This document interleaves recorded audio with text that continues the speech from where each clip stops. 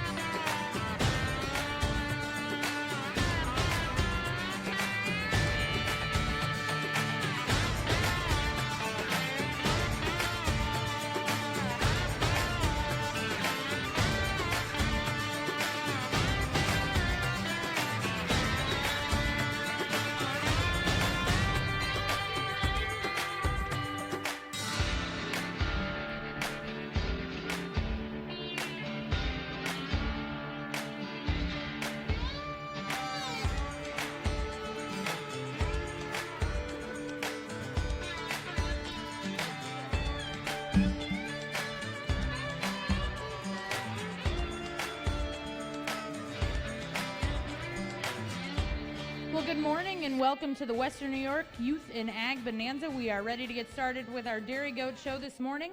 If I could please have you all rise for the national anthem.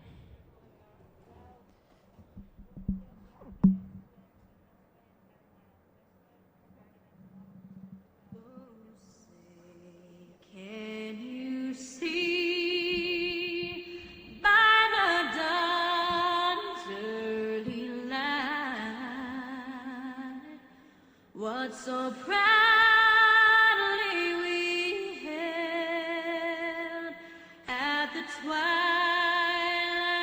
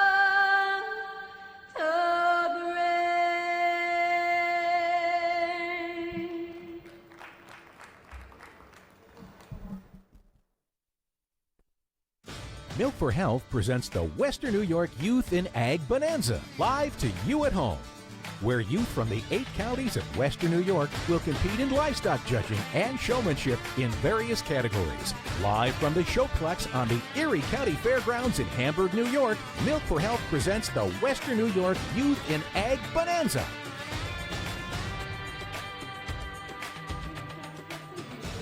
Hey everybody, John DeShula with you. Welcome to the Showplex.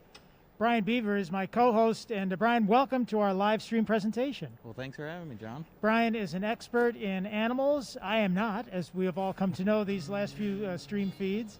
But we have dairy goats today, Brian, and the reason we have our masks on is because the Erie County Fairgrounds in Hamburg, New York, here in the Showplex, decided to put this show together, but following all of these important protocols. So you have your mask on. Yours is pretty branded. What's the branding there? Well, I was a volunteer here, so they gave all the volunteers named or labeled masks with your name on it, and it's pretty interesting. Yeah. Nice, very nice mask. Pretty interesting. You won't see a lot of spectators here except for immediate families. But that said, why don't we get started, Brian? And these are the Pee Wee class, and Right. so they're bringing in their dairy goats. Yep. And this is for showmanship. This is showmanship, so they're displaying their showmanship skills. And the Pee Wee class is going to be the youngest class of exhibitors. So they're judging them by age and their skill in showmanship. Now, a lot of the young Pee Wees who are here have been here over the last few days. We were here last weekend and now this weekend. And they have other animals sometimes that they show as well. Yep. And yesterday we had meat goats and some other presentations. It's always interesting to me how they set the animals' legs up, with everything that they do. And the judge there, the young lady, is watching them.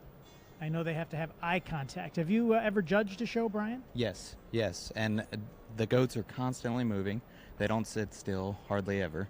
So that's why they got to keep adjusting their feet. And the eye contact is huge for just showmanship, presentation, telling the judge that you're interested in the judge and the animal. Well, I know that in this case, the young Pee-wees there are being talked to. What do you think the judge is saying to them? They ask multiple questions. Depending on the age and experience level, sometimes they're asking them easy questions like, what's the name of your animal or how old it is. As you get more involved and older, they'll ask you the parts of the animal, what you feed it, all types of different questions and answers. And what kind of goats are we looking at here besides knowing that they're dairy goats? Yep, these ones seem to be miniature ones, so most likely they're the Nigerian dwarfs. Right. You can tell by the coloring in them that most likely. So with the Nigerian dwarfs, we've done a little bit of homework here, Brian. And the Nigerian dwarfs, obviously they're small, but they're productive. They do about 1 to 2 quarts of milk a day, and it says that they're good with butterfat. So the Nigerian in there's a photo of it Andy put up for us. This particular breed makes good ice cream, good cheese, and good yogurt. Absolutely. Yeah. The butterfat is huge in it, and it seems almost to be run in line with the size of the animal, increases the butterfat. Right. So as the animals get larger and produce more milk, the butterfat goes down. But yes, the butterfat helps with creating the specialty items like ice cream and cheese. Now, these young people are starting out their life really in agriculture and in farming and with animals. When did you start, Brian? Oh, I started at a young age. I was about 10 years old with horses, actually. And then as time went on, I grew into having a passion for goats as well. So Now, these goats, and it's a lot of the goats that you'll see, are somewhat domesticated. They really have a good temperament, so that young people like this can work with them to figure out what it is these animals are all about, but not for fear of dealing with other animals like the dairy cattle last week where they're so large. Right. It's a great animal for younger exhibitors. They are one of the friendliest of animals. A lot of times compared to dogs or other companion animals just because of their personality. So that is very accurate. As time goes on and they get more experience, they can either stick with goats or try different species. But it's great for a starter species. Now, you're from the western Pennsylvania area. Correct. Yeah. So you're here now as a volunteer because you wanted to come up, and you're also a part of the one of the sponsors, Kent Foods. Yep. Yeah, Kent so Show Feeds. Kent Show Feeds. So tell Yep. us about that. So I'm a territory sales rep for Western New York, Western Pennsylvania, and Eastern Ohio, and we have Blue Seal Feeds and Kent Show Feeds, and we do a lot of sponsoring for youth in agriculture in the area, and this is one of our biggest events that we love to attend and volunteer and help out. Well, appreciate that you're here. What is the website if somebody's watching on online and they might have an interest or a need for animal feed? Either blueseal.com or kentshowfeeds.com. KentShowFeeds.com. It's all one, right? All one Correct. word. Yeah. Okay. Yep. So now the judge is looking at these young exhibitors, and they're all dressed in white. Well, good morning, Yep, everybody. here we are. correct. Welcome to the start of our goat show. This is our Pee Wee showmanship class. This is our youngest showmanship class, our most inexperienced showman, and they are doing wonderful handling their does today. They've done a nice job getting them clipped. They knew a little bit about the does. We don't expect them to know a whole lot this time of their little lives, but they're leading them well. They have a lot of confidence and poise in the ring. They both did excellent at keeping the animal between themselves and myself, so I could get the best viewpoint of the goat. They're learning how to set up the animals, and they're both to be commended for that. So I feel that they both deserve a blue ribbon today. Thank you for coming.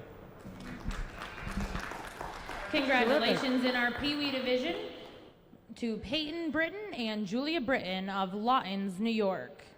Once again, congratulations to those showmen, and we'll look to start our junior division. We'll be looking for Zachary Shriver.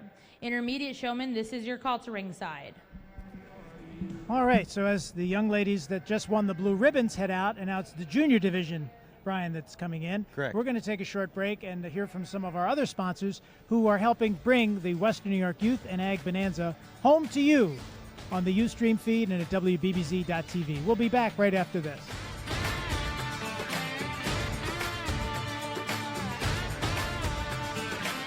On behalf of all your Western New York dairy farmers, we assure you that our job has not changed. We are still caring for our animals as we do every day, and we are still producing a clean and healthy product that you can feel safe serving to your families. All the dairy products that reach your table are also on our own family table, never touched by human hands, and from the farm to the grocery store within 48 hours, 365 days a year, through calm or chaos. We promise. Hello, I'm Ross Salvatore, wishing all the youth competing in the Ag Bonanza good luck. I'm sorry I can't be with you in Hamburg. Remember, hard work and good showmanship pays off. I hope to see you and your families soon at Russell's Steaks, Chops, and more.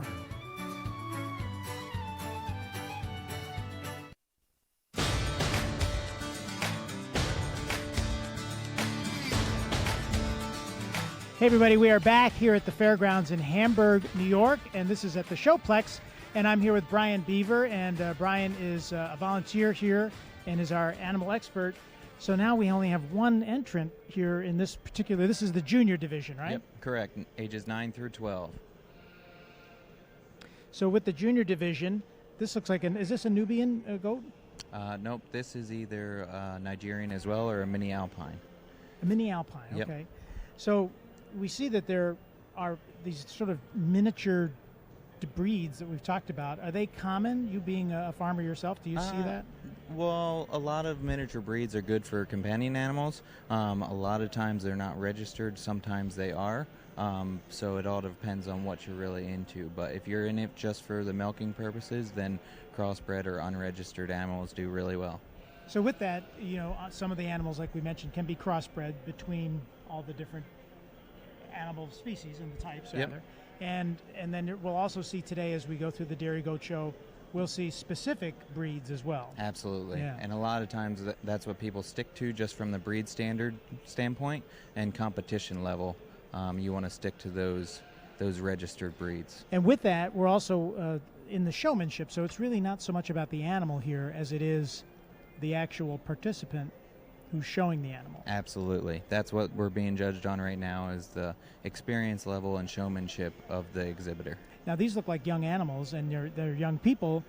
How old do you think that particular goat might be? It's hard to tell just because of the size of it, but it could be anywhere from 6 months to a year old, I would guess. If it is a miniature breed, it could be, 2 or 3 years old. Right. And the showmanship class. This is our junior showman class. This is this gentleman's first time showing his goat, and I think he did a wonderful job of getting her ready for the ring. Young Alpines can be a challenge to groom for sure, and I think that he did well with her, and he hopefully will continue on his goat showing career, and we'll see him back next year. In the meantime, he can have a blue ribbon, and we'll see him back for Master. Congratulations to Zachary Shriver of East Aurora, New York, your champion junior showman. Now in the ring will be our class of intermediate showmen.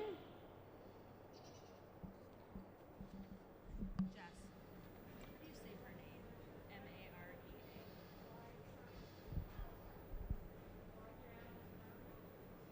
So we have the most entries now so far in our intermediate division, but still smaller goats. Right. It's very common for the smaller goats. The Nigerians are a very popular breed. How would you say the name M-A-R-E-A? So as we watch the entrants come in in the intermediate class. Right now is your class of intermediate showmen. We have entries from Maria Pelka, Brianna Cottrell, Jessie Quillis, Amelia Mall, and Erica Konheiser. Those are the names that Kirby Dykert has given us, and they're all in the ring right now in the livestock pen. And some of these names you've been familiar with, although I will say, Brian, some of these young exhibitors are also new to what we've seen here in the last few days here at the Erie County Fairgrounds. And they're all from the 8 counties of Western New York. You know, this was something that was very important to Jessica Underberg and the folks at the fair to connect with everybody, because there aren't any shows going on because of the COVID restrictions. Yeah, unfortunately that's the case, and it's great what Erie County Fairgrounds is doing, Jessica Underberg and the rest of the staff, bringing all these children together. They can obviously go to open shows and compete against each other, but at this level it's very interesting and makes it exciting for a year that we don't, it's so unprecedented. So, well, I know that the judge is looking now at them, and I know they have to make eye contact. Well, tell me why that's so important. It's just displaying your animal, and it shows a level of confidence that you can exhibit this animal to the best of its ability. And the eye contact that the judge is doing with the exhibitor is also something where they look at the cleanliness of the animal too, and how the exhibitor handles the animal, right? Exactly. Yeah. Yep. And because so they're looking at the grooming ability of the showman. So there's a lot of things that go on behind the scenes. They clip the animal, they wash the animal, they dry the animal, and it's a constant thing. It's not just a one-time thing. They're doing it sometimes daily, weekly, monthly, just to keep good hygiene and a good hair coat. So they're looking at the loin length there. Yeah, I was just going to say, what are the exhibitor and the judge looking for when they touch the back of the animal like that? They're looking for the loin length there, and although these are dairy animals, they do have carcass qualities as well. So they're always looking at the conformation and the meat quality as well. So the animal could be used for meat and or dairy? Theoretically, yes. For the most part, these animals are strictly dairy. But there are times that they can be a dual-purpose animal as well. These animals today seem to be pretty docile and happy. Absolutely. Yesterday, some of the goats had a little attitude. Have you run into that, Brian? In your the dairy breeds in general are bottle-fed, so they tend to be a little more friendly. The meat goats from yesterday, they are what we call dam raised, so they're raised on the mother, and they aren't quite as broke or timid or tame as these dairy goats are. So these dairy goats are great, if again, like we talked about before, for companion animals, just because of that personality and friendliness. But that said, they're animals, and so they have their picadillos just like everybody else. And it's, even though they're smaller, they could, you still want to make sure that they're not going to get in the way of the young person. Yeah, absolutely. You always have to be safe. Now with Kent Feeds and what you do with your selling feed to different farmers and animals, what would a dairy goat eat? For the most part, it's a balanced feed. You could either be a textured feed, which means that it would be like a mixture of corn, oats, and pellets, maybe, or it could be a complete pelleted feed that would be have everything in one pelleted form. Mm-hmm. So the pellet, it's almost like a multivitamin then. You have everything sort of together. Yeah, okay. Exactly. What now I know that even with the smallest breed, the judge is looking for the things that we just discussed with the animal. What breed is that? That small, that little one? Most likely, it's another Nigerian. Yeah. Looking at the tail there, well, and looking at the hindquarters. Mm-hmm.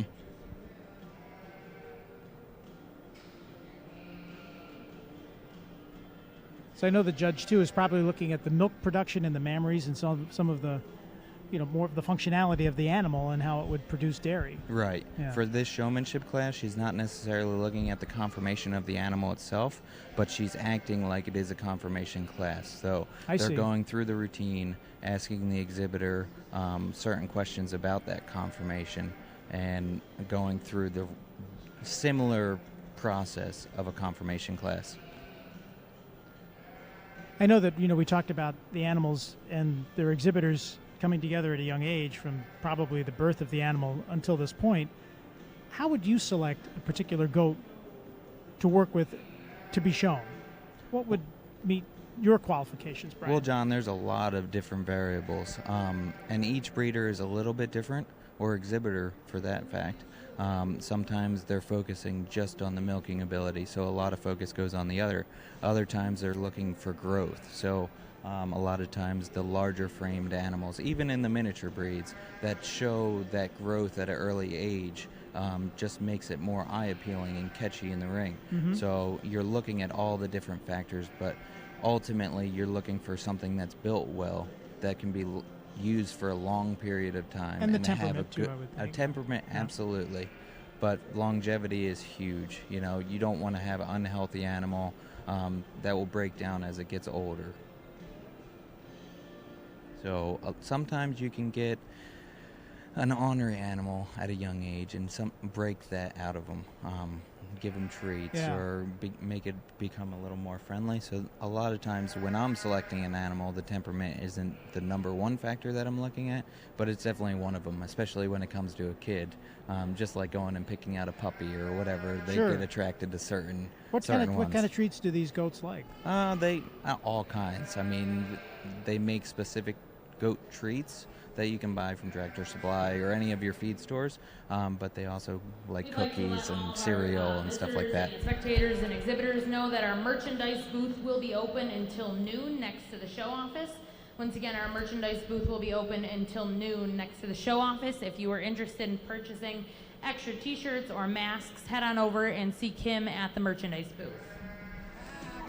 So that's Kirby Dygert, who's behind us, and if the voice of Kirby overrides us every once in a while, it's because she's making announcements and making sure that the exhibitors are getting their animals ready, because you can hear Kirby in the barns.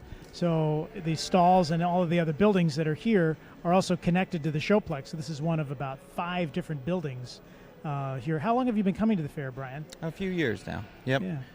So these buildings have been built most recently because the ag is the core of the fair, and these animals, and then when the fair is happening, all of the agriculture too, is a reason that these buildings exist, so that people can have a full understanding of the animals. I'm not an animal guy, I'm a city guy, so I've been learning every program about all the different breeds and all of the different things about these animals that are really very fascinating. And I found, Brian, what's interesting is a lot of people, I have a friend, he has like 3 goats. A lot of people will get a goat or a few goats, almost, not to say as pets, but if they have enough land to make it work.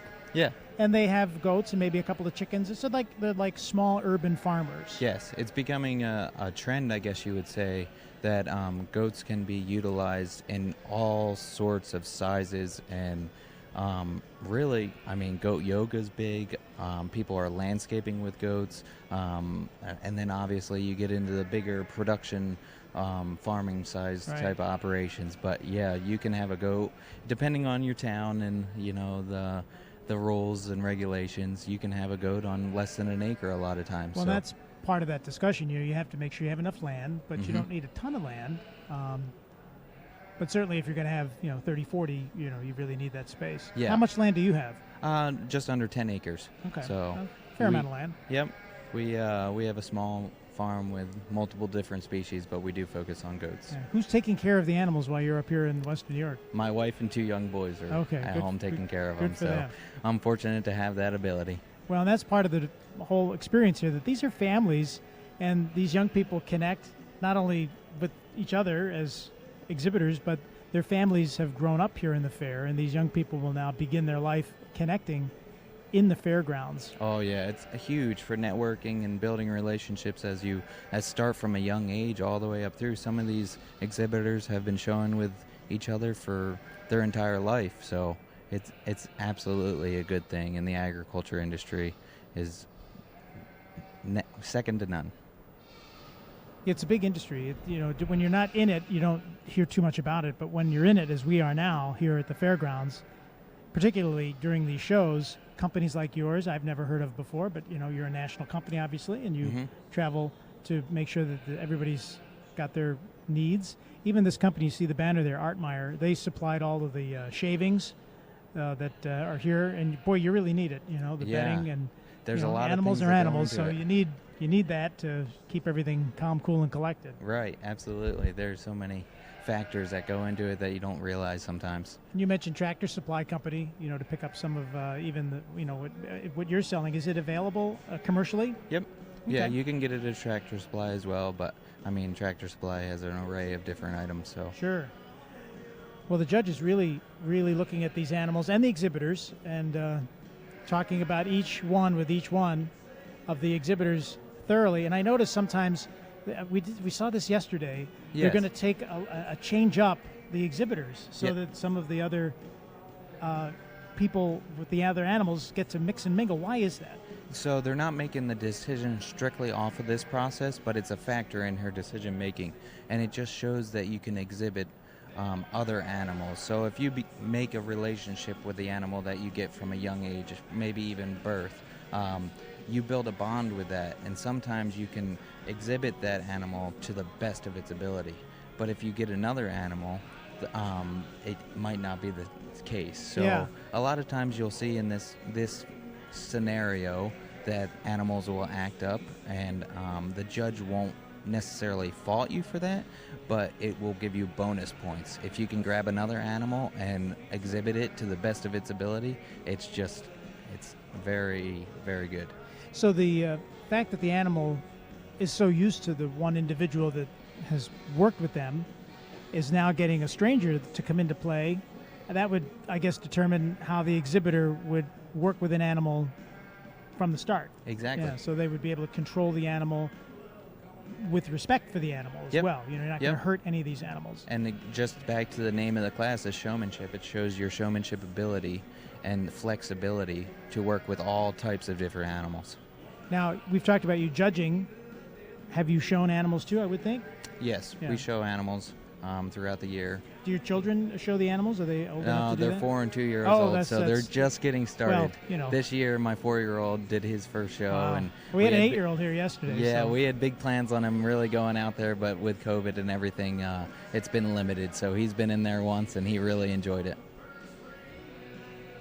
So our judge is here from Hubbardsville, New York, and we heard from her earlier on, Sharon Jankowski.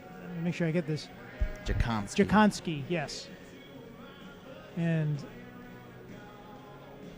this is, I believe, the first female judge we've had in the shows here at the Hamburg Fairgrounds.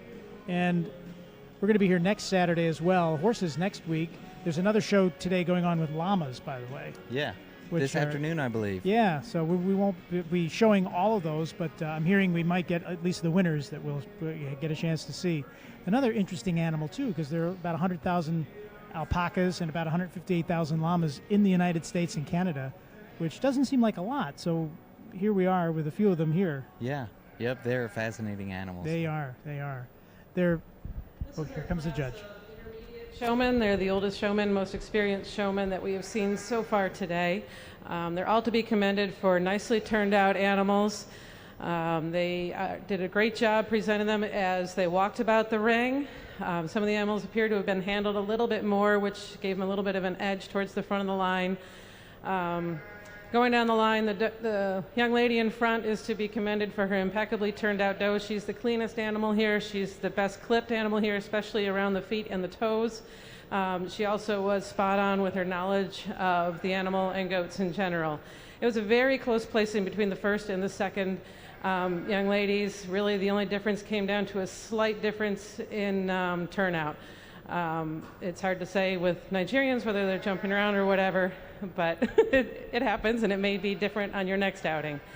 The two ladies at the top of the class did excel over the three young folks standing towards the end, primarily due to their knowledge of the goats, due to their knowledge of the body parts, and to also where what the point values were for certain things on the scorecard. Like I said, everybody did a great job handling their animals. I'm very happy to see you all today, and I hope you continue on. Thank you. All right, so we heard from Sharon, and Kirby's going to tell us who they are. Congratulations in the intermediate division. Your champion intermediate showman went to Maria Pelka of Boston, New York. Reserve champion goes to Brianna Cottrell. Third will go to Erica Conheiser. Fourth, Amelia Mall. And fifth, Jessie Quillis. Now in the ring, we'll bring back our champion reserves to select a master and reserve master showman. All right, so while they're doing that, Brian, we're going to take a break and hear from some of our sponsors that include Russell Steaks, Chops, and More, Clyde's Feed and Animal Center, and so many more, including Milk for Health, here, Showplex, Hamburg, New York. We'll be right back.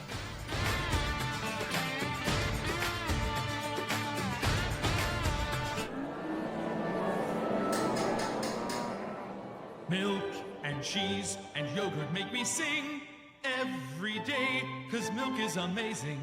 Drink milk to grow up with strong bones. 3 times a day, vitamin D and calcium.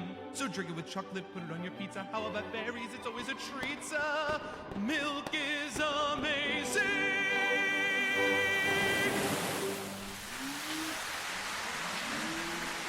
Two on Your Side invites you to the Hamburg Fairgrounds for Blast Out Hunger, a food drive and fireworks drive-in. Join the Erie County Agricultural Society to help support Feed More Western New York and our neighbors in need. Just bring a bag of non-perishable food and we'll collect it at the gate. Enjoy an evening of fireworks with your family from the comfort of your vehicle. Saturday, August 15th. Gates open at 8. Skylighter fireworks at 9:30. See you there. We'll have a blast.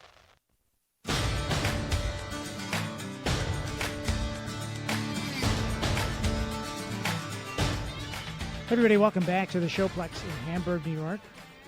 So now, Brian Beaver, we are now into the champion intermediate and the reserve champion. That's what we're going to find out of this. Correct. And these are the animals that have come back. Yep.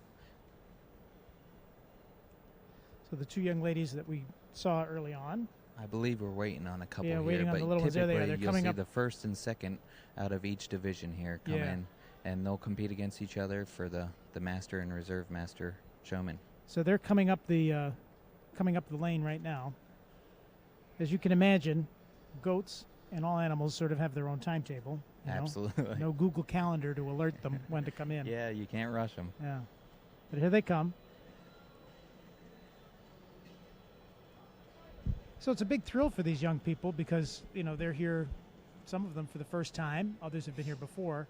But, you know, this is the culmination of a lot of different months of work because they've worked with these animals day to day to walk them, exercise them, get to know them, feed them.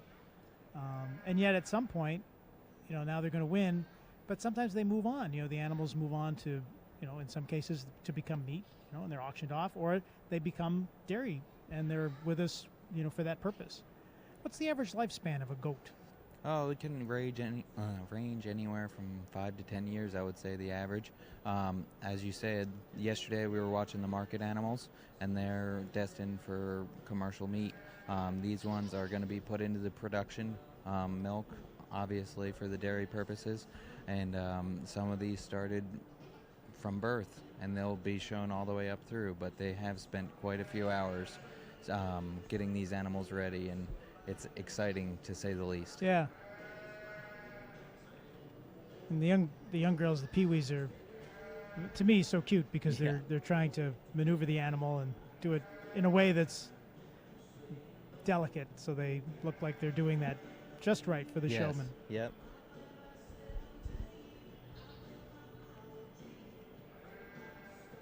So when you sell your feed, Brian, where do you travel across the country? I think we're getting ready here. Oh, here comes the judge. So these are the first and second place winners from all our showmanship classes so far this morning. They're all to be commended for their skill in handling their animals, their patience in working with the animals. However, due to presentation of the animals with regards to how the animals turned out, how the animals clipped, and their knowledge of goats in general, I'm going to go with our older ladies as our champion and reserve showman this morning. I'm really happy to see the younger folks here. I think that they show a lot of promise, and if they can continue on in the future, I know that they will do really well. Thank you.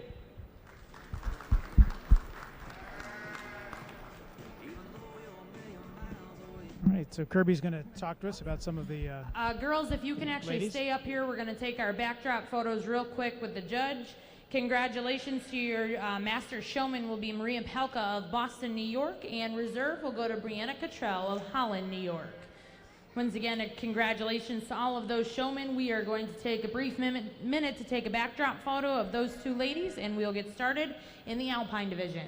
All right, so that's Kirby telling everybody to go over to get their photos taken. We'll go over and meet them too right after this break from the Showplex in Hamburg, New York.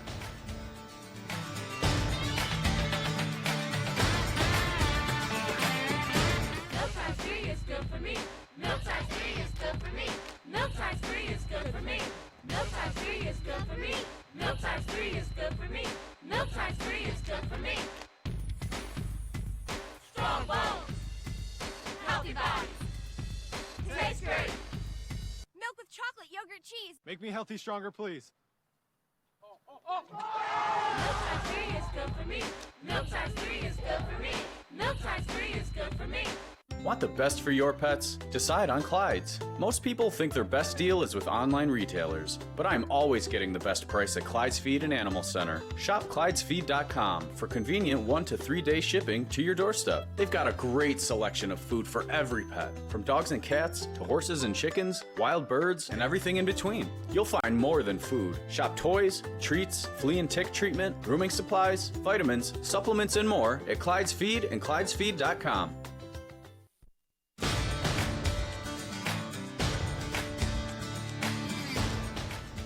We are back at the Hamburg Showplex. Hey, you know what? I'm going to come over and meet you. That's all right. Because hi, how are you? Here, let's show the banner that you are the reserve champion in the Dairy Goat Showman class. What's your name? Brianna Cottrell. Brianna, where are you from? Holland, New York. Holland. How old are you? 15. Good for you. And tell us about your animal. Do they have a name for your goat? Yeah, this is Pippa. She's the only goat I brought, and I wasn't sure how she was going to do because she really doesn't like to be touched, but she did all right. She did all right, and so did you. What are you going to do the rest of the summer? I don't know. Probably just wait to go back to school. All right, well, congratulations, and it was good to see you here today. All right. Now, Chad, we have our other winner. Come on over. So we're going to open up here. This is our grand champion in the Dairy Goat division. So what is your name? Maria Pelka. And where are you from, Maria? I am from Springville, New York. Springville. We love Springville. And who is our animal here today? What's the name of your goat? Juno. Juno. How old is Juno? Turning on 3 years old. Yeah? How long have you been working with this animal to bring it to show? I have been working for about 1.5 years with her. Good for you. So what do you do when you work with your animal? You walk it, train it? Mm-hmm. Most training sessions when you want to start out should last about 5 minutes. And you should always want your animal to walk forward, which is why you start out with treats or basically their favorite food.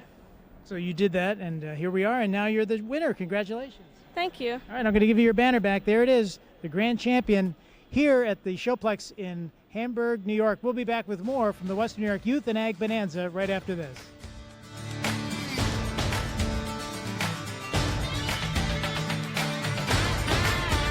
Imagine a world without milk. It would be a tragic, tasteless existence. After all, with no cheese, how would anyone know when to smile? With no milk, why would anyone want to? But there is hope. Your Western New York dairy farmers are committed to providing the most wholesome, delicious milk products possible, returning smiles to tables and order in the universe. So, everyone's okay with a cow in the house? Milk for Health. The guys with the cows. Saturday night is movie night on WBBZ TV. The fun starts at 6 p.m. with The Three Stooges. Then at 8, Svengoolie screens the classics. Kerwin. And later at midnight, Buffalo Beatniks, Zelda, Bird, and Theo serve up hot coffee and cool movies on Offbeat Cinema. Keep watching the skies. Keep watching.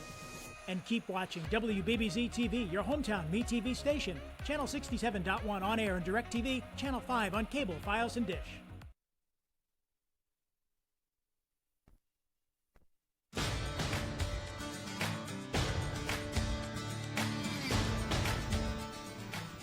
We are back at the Showplex in the Fairgrounds in Hamburg, New York, and we are now at the Dairy Goat Show, and this is the next step here. My good friend Brian Beaver is here. We're in the Alpine Dairy Goat division. Now, is this considered showmanship, or are we looking at the animal itself here, Brian? We're looking at the animal itself here in these classes.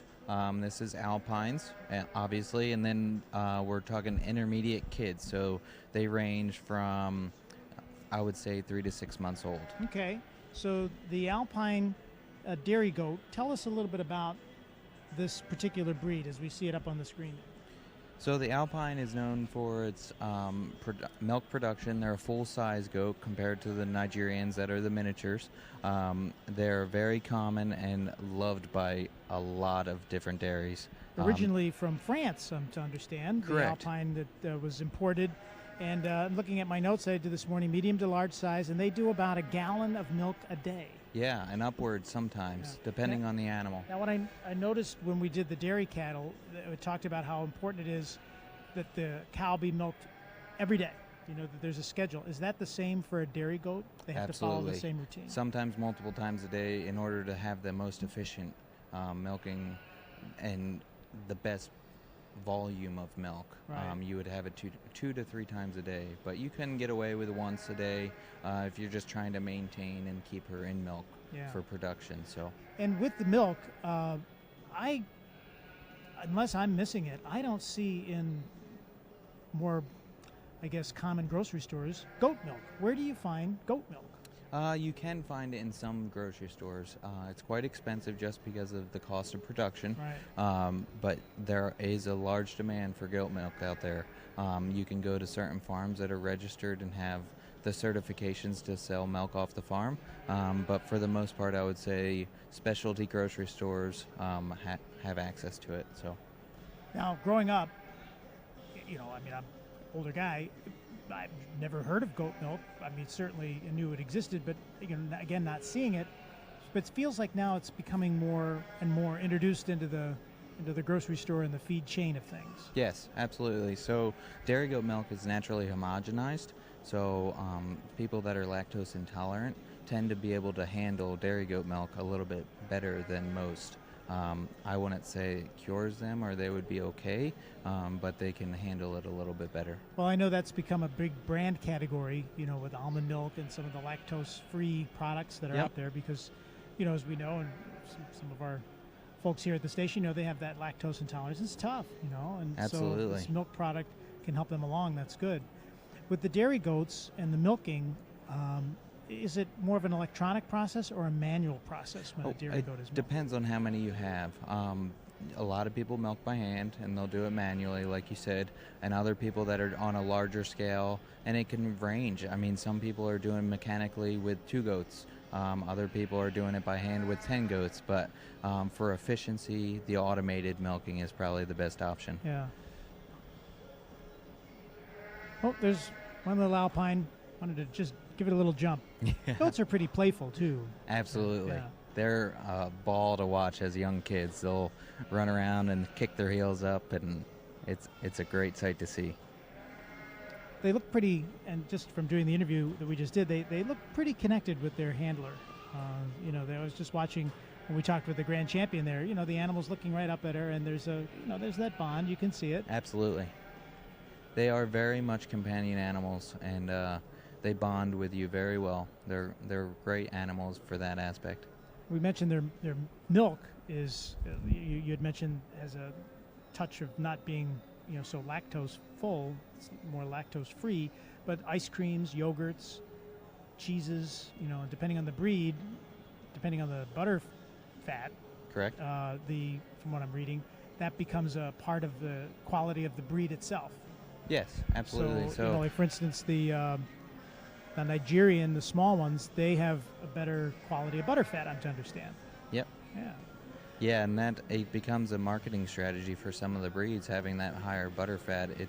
It's a tool that you can use when making certain recipes and stuff for cheese and things of that aspect. So it definitely, a lot of the farms are specialized in one breed. Say they're an Alpine farm or a Saanen farm or anything along those lines. But other times you have a nice mix of multiple breeds, say an Alpine mixed in with a little Nigerian to have that perfect blend of butterfat in your milk. So these are all Alpines, and I've read that they have various colors. They come in lots of colors. That some of the breeds are black and white or brown, but there's a lot of colors in the Alpine breed. Yep, absolutely.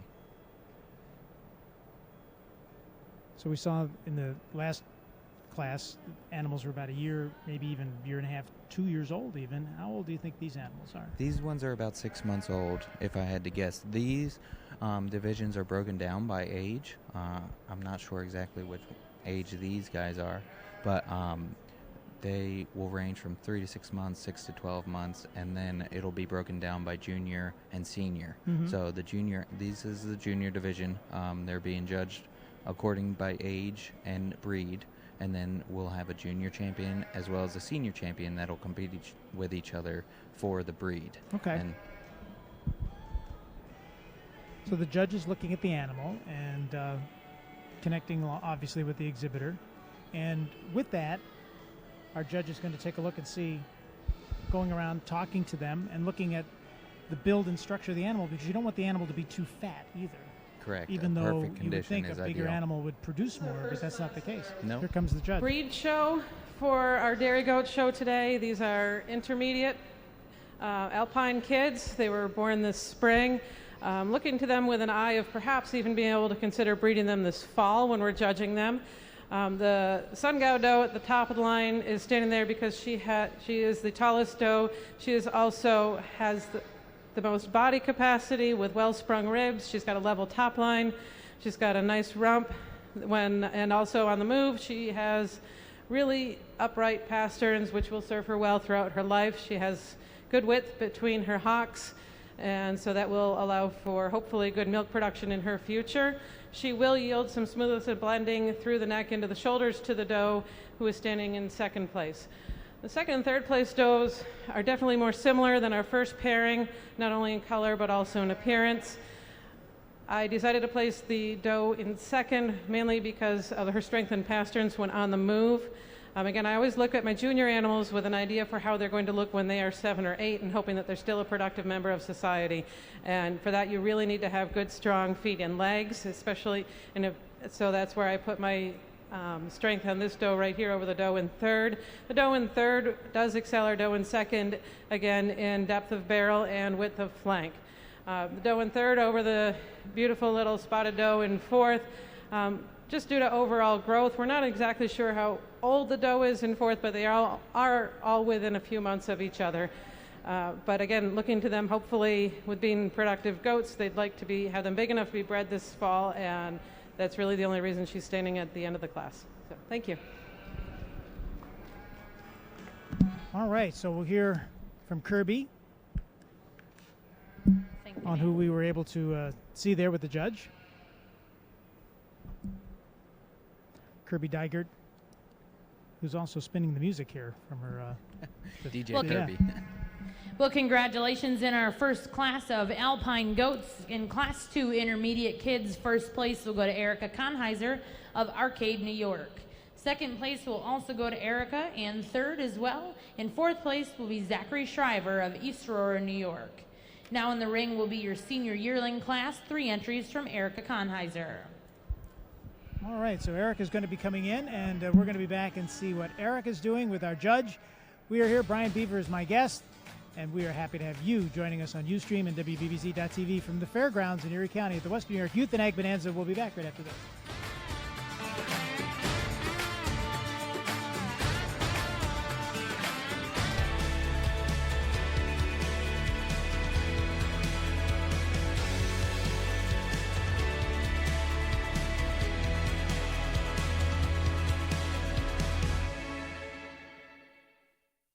On behalf of all your Western New York dairy farmers, we assure you that our job has not changed. We are still caring for our animals as we do every day, and we are still producing a clean and healthy product that you can feel safe serving to your families. All the dairy products that reach your table are also on our own family table, never touched by human hands, and from the farm to the grocery store within 48 hours, 365 days a year, through calm or chaos. We promise.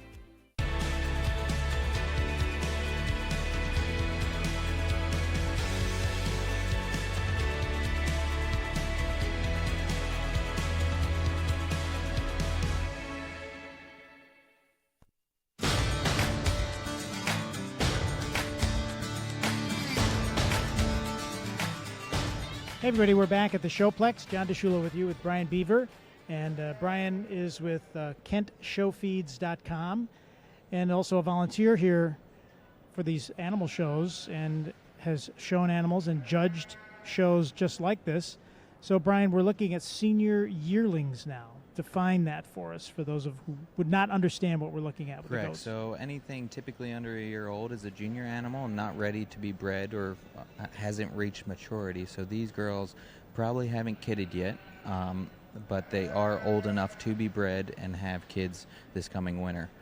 So that's what we're looking at now, is the maturity of them and the ability to produce mother and produce milk. Right. So having said that, not kidded yet, meaning they haven't had their yet. first babies, Yeah, correct. Because a baby goat is a kid. Yep, absolutely.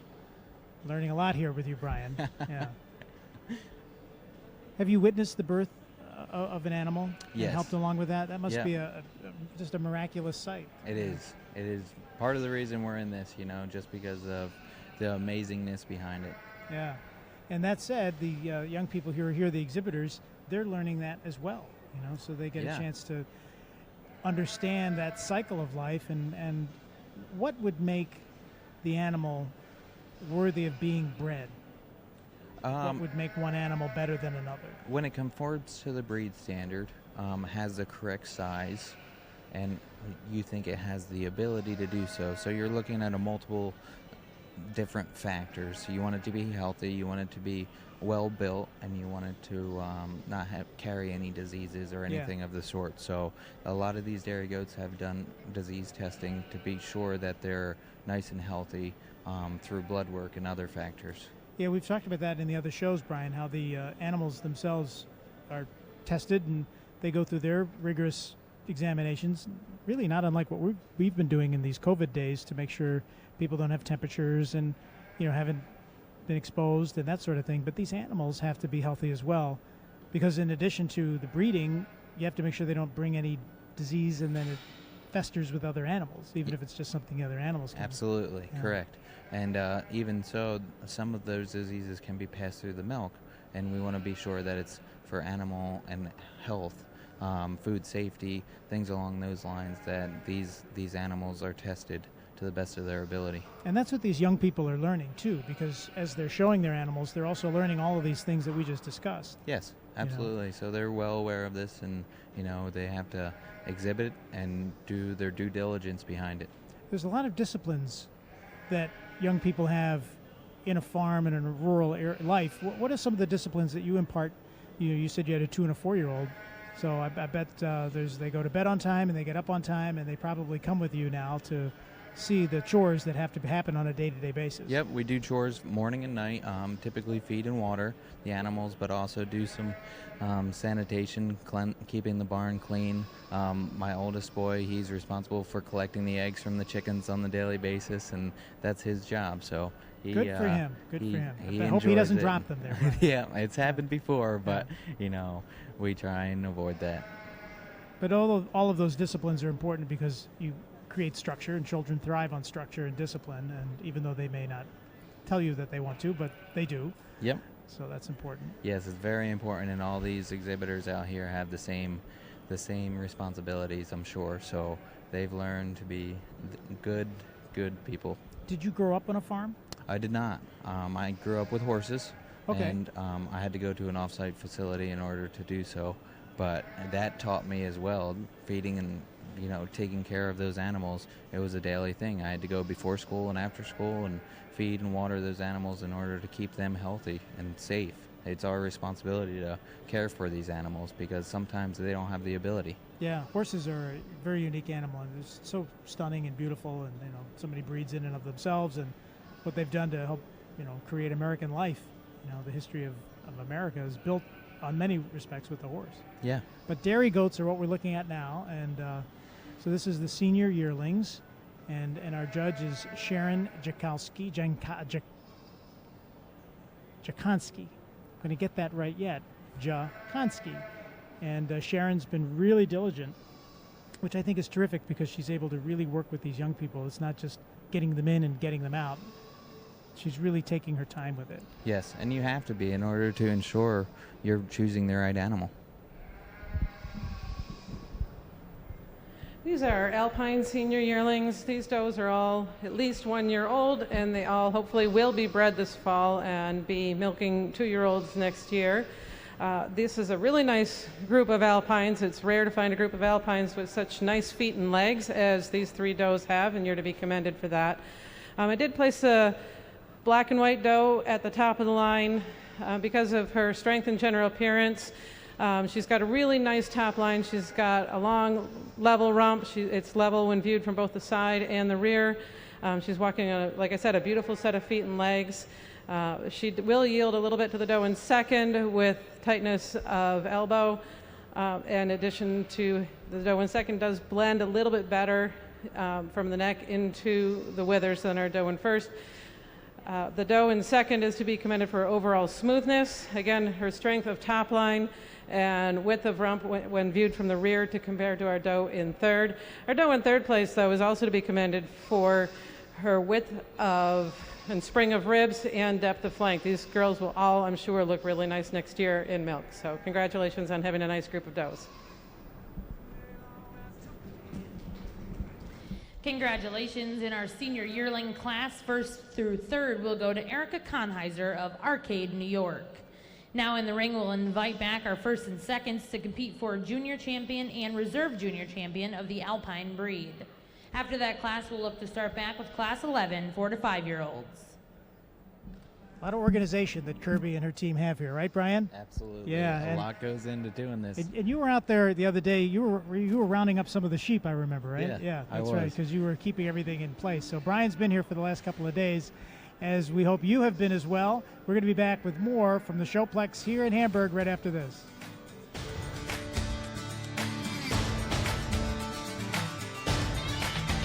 Imagine a world without milk. It would be a tragic, tasteless existence. After all, with no cheese, how would anyone know when to smile? With no milk, why would anyone want to? But there is hope. Your Western New York dairy farmers are committed to providing the most wholesome, delicious milk products possible, returning smiles to tables and order in the universe. So, everyone's okay with a cow in the house? Milk for Health.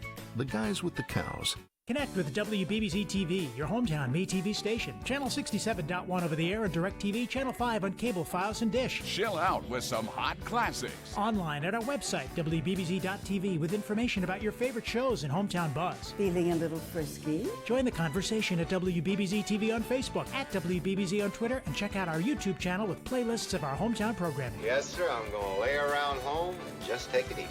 WBBZ on TV and online, your hometown MeTV station.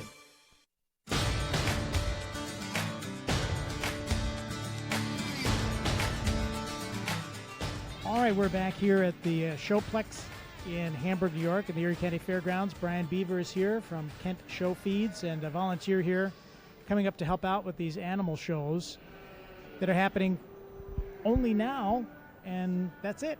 You know, these shows will be happening today and then next Friday and Saturday. And some national shows haven't been happening as well, huh, Brian? They've been canceled. Yeah, unfortunately, there's been a lot of cancellations this year, so the fact that this is happening is a blessing to a lot of these exhibitors. So now we heard Kirby Dygert tell us who is out here now. These are some of the individuals we've seen, the exhibitors, and now they're coming in to be looked at to find even more of a first and second place, or a first and they're reserve. refining the first and second class that they've had already to choose the junior champion. And they will also choose a reserve junior champion as well. I would think, you know, when you've shown animals, you know, as a young person, I would think they're a little nervous with what's going on, particularly when they get called back. Yeah, so it's exciting at one aspect of it, but it's also a lot of nervousness because it's a lot more difficult than it looks to be out there. They have to keep those heads up and elevated at all times, and it gets a little tiring on your arms. So those smaller breeds are definitely an advantage in that aspect. Yeah, easier to control, that's for sure. Yeah. I noticed too, and we've noticed this yesterday with the goats, and now again today, if you're just joining us for the first time, the back legs and how they're positioned is very important, isn't it, for the stance of the animals? It's like when you sit up straight, you get the same call to attention. Exactly. Yep. And they're always moving, like I said earlier. So keeping those back legs is a task for sure. But getting them in the right position, which we call being set up, is exhibiting that animal to the best of its ability, and it really shows off that animal for the judge. So if they're just off the slightest bit, the judge has the ability to recognize that. It is nice when the animal cooperates, isn't it? Yeah. Yes, it is. Very much so. Here comes the judge. A really fine-looking group of junior alpines. Again, as a former alpine breeder, I really do admire the strength in feet and legs shown with these does. I know that's definitely can be a weakness with the breed, and it's to be commended to their breeders for presenting such nicely put together animals out here today. For junior champion, I'm going to go with the goat that is also our senior yearling winner. She is strong when looked at from both the side and the rear, and when she's on the move, she also maintains a beautiful level top line, in addition to having very strong pasterns as well. Junior champion reserve is a little bit more of a challenge to pick today. They're based on the other three does that were out here. After looking them over a little bit, I decided to stay with the older class, primarily for the feet and the legs. On the Chemoise doe are very similar to that on the younger doe. However, they have another 12 months worth of growth and use on them, and they're still in really beautiful upright condition. So we're going to keep her for our reserve as well. Thank you. All right, so Sharon Jakonski has given us her thoughts, and now we're going to hear from Kirby Dygert as to who that individual is, or those individuals are.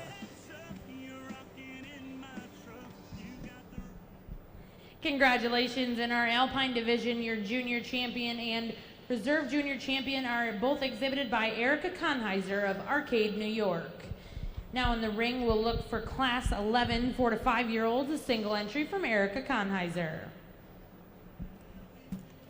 All right, so we congratulate Erica, and she's going to come back now with another show. Yeah. Yeah. Yep, she's going to have her senior doe out here that's actually in milk. So this is where the judges exhibits their ability to judge the milking classes. And is this is an Alpine breed as well? Absolutely. Yeah. Yep. Okay. So this will be the senior division of the Alpines, and they are broken down into anything that's been bred or in milk. I said earlier that they break them down at certain ages, and we thought it was a year old, but I think it's when they actually become mothers around that 2-year-old mark and get into milk. So Right. now it brings another facet into the judging. So can they get into milking before they kid, or it has to happen after they have their babies? After they have their babies. Like Some a of cow. them will come in shortly before, but for the most part, they have their babies, and then we call it drop in their milk, Yeah. and they'll come into production. And in looking at some of the notes here, the kid is born about 4 to 8 pounds. You know, Correct. It's kind of like a human baby. And it's interesting because the dairy goat, and I noticed this with sheep the other day, not unusual for them to have twins. Yeah. Yeah. For the most part, the average is twins. Sometimes they can have 3, 4, or 5 even, and a lot of times there's just a single. But for the most part, the average is twins. So the kid spends about 3 months of life with its mom. Here comes the Four-year-old, she judge. definitely could stand with some competition today. This is a very lovely doe that I'm looking at here. She excels in dairy strength. She's a very powerful doe. She has a well-attached mammary that appears to be holding a good amount of milk for her stage of lactation. She's wide, she's deep, she's level, and for that she definitely earns a first place ribbon. Thank you. Congratulations in Class 11, 4 to 5-year-olds. First place will go to Eric Keinheiser of Arcade, New York. Now in the ring will be Class 12 over 5-year-olds, an entry from Erica Keinheiser. After this class, we'll bring both of those entries back in to select your senior and reserve senior champion. All right, so Erica, big winner today, with several different animals, and you're a winner too for helping the kids, and thank you for watching. And if you're watching some of your family members, we really are cheering them on, just like you are here with our friend Brian Beaver, John DeShulo here at the Showplex. We're going to be back with more of the Western New York Youth and Ag Bonanza right after this.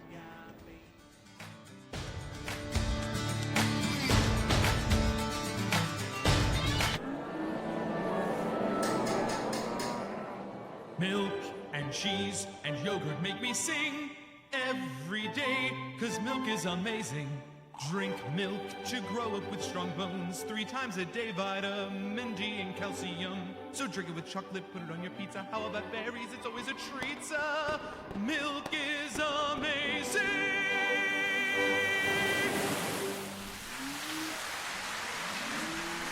Show me a fillet, show me a strip, a Russell's cut, a ribeye, or a crab dip. Come dine with me just right. Where would you like to have dinner tonight? Russell's, of course, Russell's, of course. Where would you like to have dinner tonight? Russell's, of course. Be my guest and let us do the rest.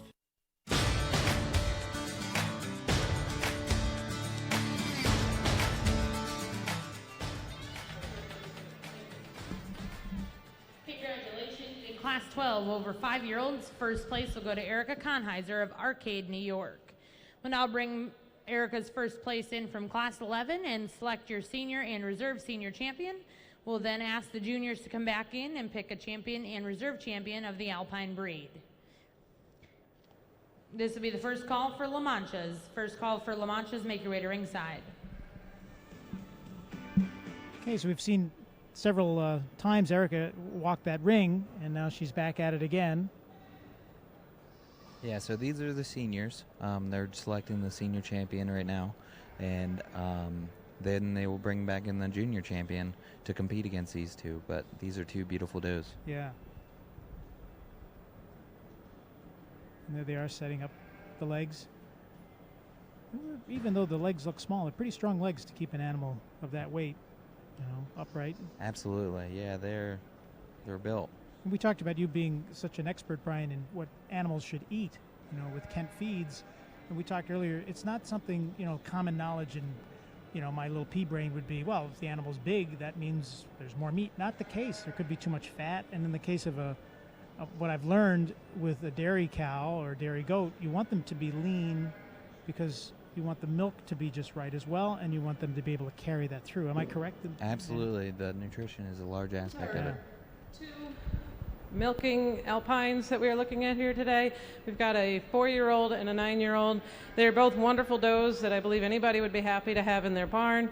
However, I'm going to go with a younger doe as my overall champion, just primarily due to strength and mammary system. She does have 2 fully functioning halves of her mammary today.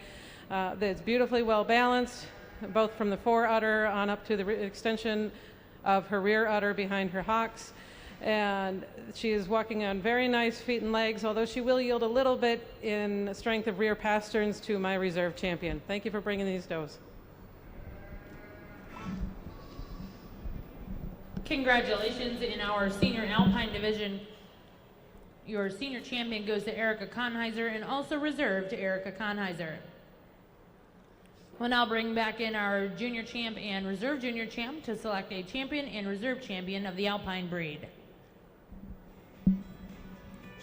Okay, so now we're bringing out Erica again and some of the other exhibitors who have their Alpines. And this will be, Brian, the final now in this particular breed? Yep, they're choosing the champion and reserve champion Alpine. Okay. And then they will, at the end of the show, they will come back to compete against the other breeds for the overall. For the overall best dairy goat of the day. Correct. Mixing up the breeds and all of that. Yep. So now we're going to find the best Alpine, and that's what Judge Sharon is looking for.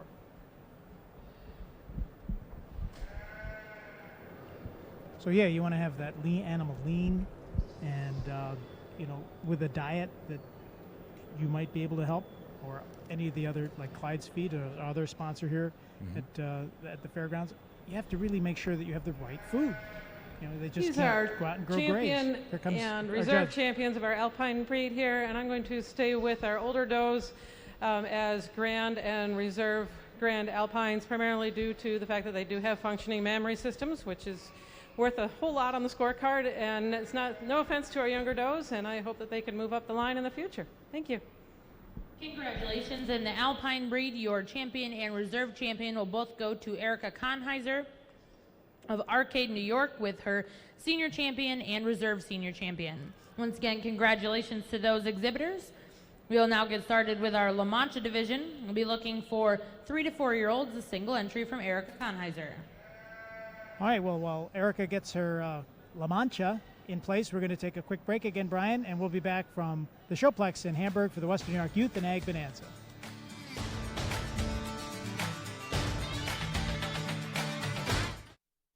Milk times 3 is good for me. Milk times 3 is good for me. Milk times 3 is good for me. Milk times 3 is good for me. Milk times 3 is good for me. Milk times 3 is good for me. Strong bones. Healthy bodies. Tastes great. Milk with chocolate, yogurt, cheese. Make me healthy, stronger, please. Milk times 3 is good for me. Milk times 3 is good for me. Milk times 3 is good for me. Two on Your Side invites you to the Hamburg Fairgrounds for Blast Out Hunger, a food drive and fireworks drive-in.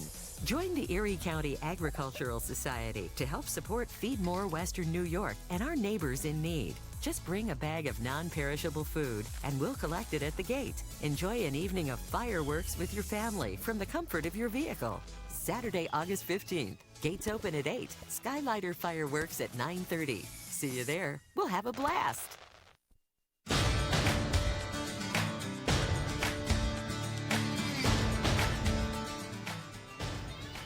All right, so we're back, and Brian Beaver, this is a La Mancha, and what's interesting is the lack of ears. You see that in that close-up.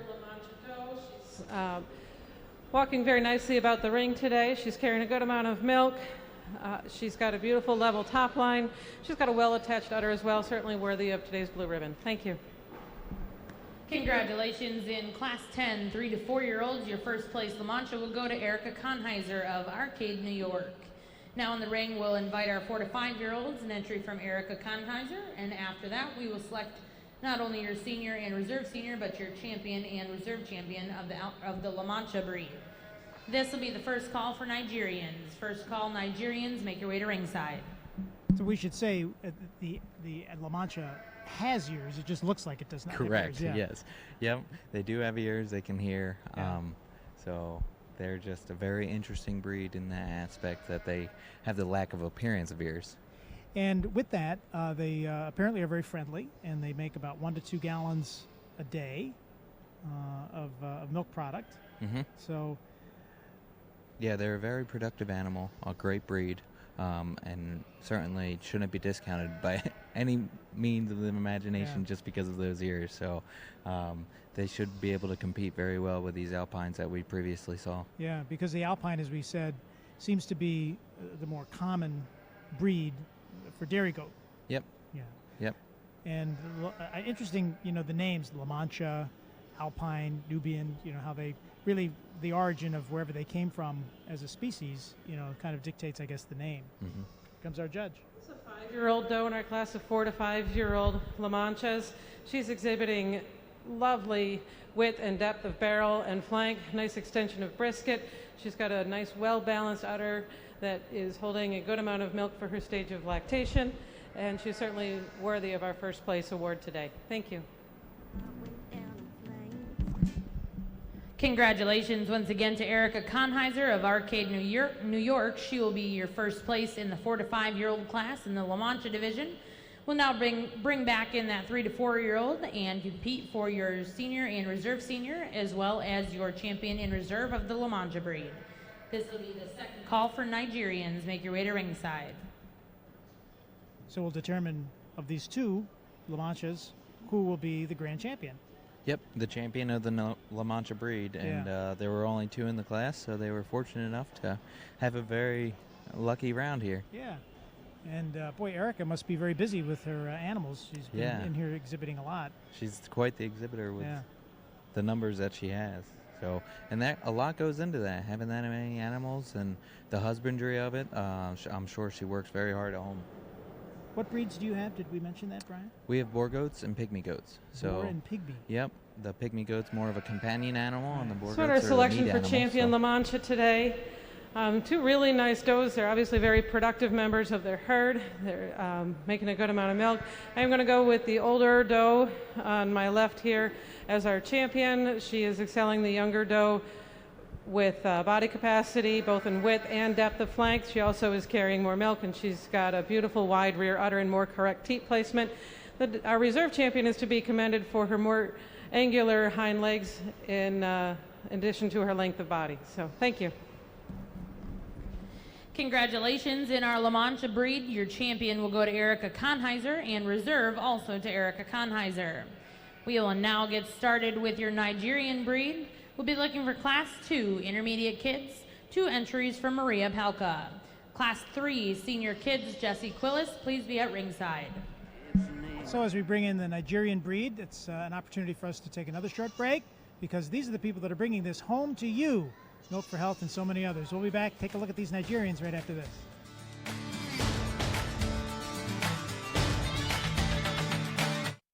On behalf of all your Western New York dairy farmers, we assure you that our job has not changed.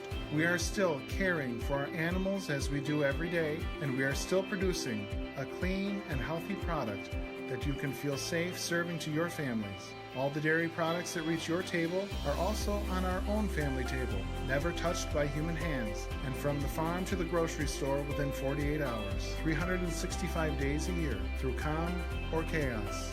We promise. Hello, I'm Ross Salvatore, wishing all the youth competing in the Egg Bonanza good luck. I'm sorry I can't be with you in Hamburg. Remember, hard work and good showmanship pays off. I hope to see you and your families soon at Russell's Steaks, Chops, and more.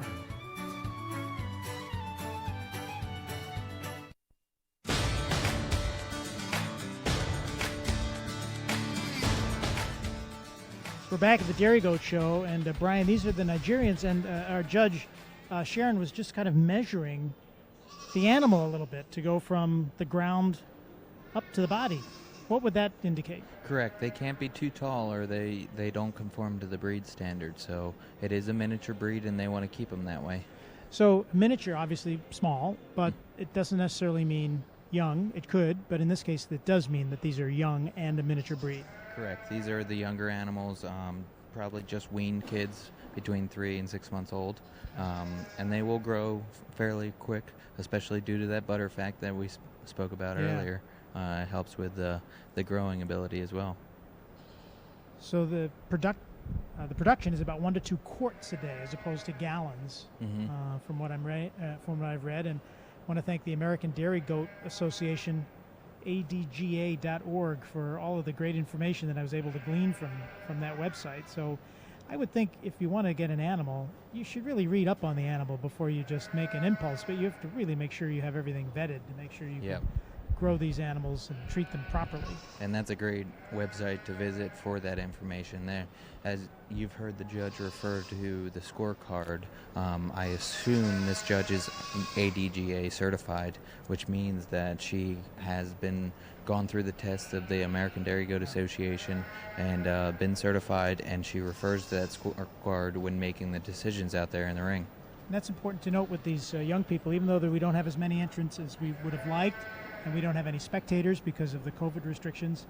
The fair did not change the dynamic of the quality of the judge or the quality of the show based on that. They really made sure that they have the best possible people like you and others to come up here from other places and also in Western New York. Absolutely. I don't think any corners were cut with this crew here. It's a very high quality show. Yeah. That guy right there, he's he's a little noisy, this one. Yeah. A lot of times. He wants the microphone. I Yes. know what it's like.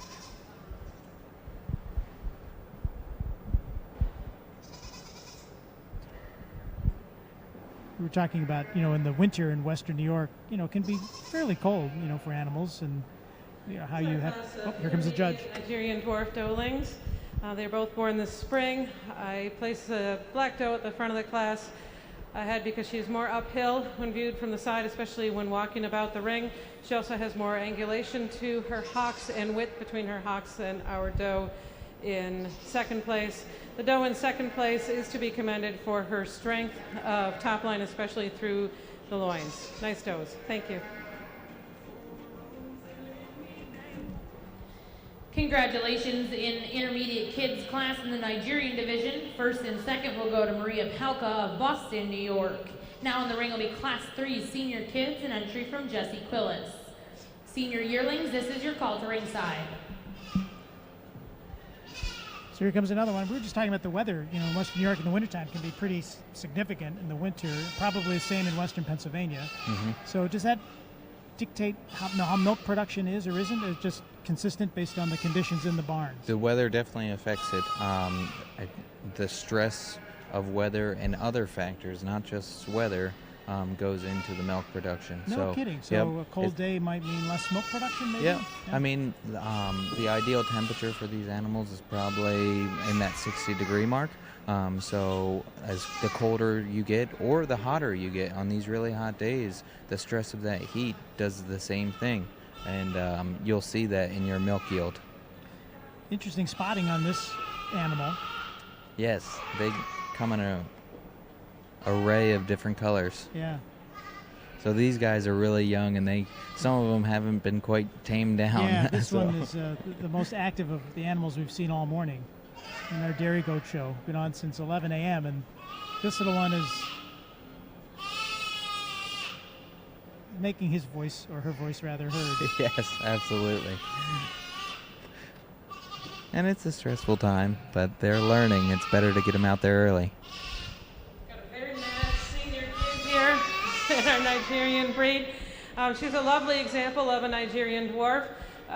She stands on a nice set of feet and legs. She's very strong overall across her top line and does exhibit a nice amount of width behind her hocks or between her hocks. So thank you, and you're certainly worthy of a blue ribbon. Congratulations.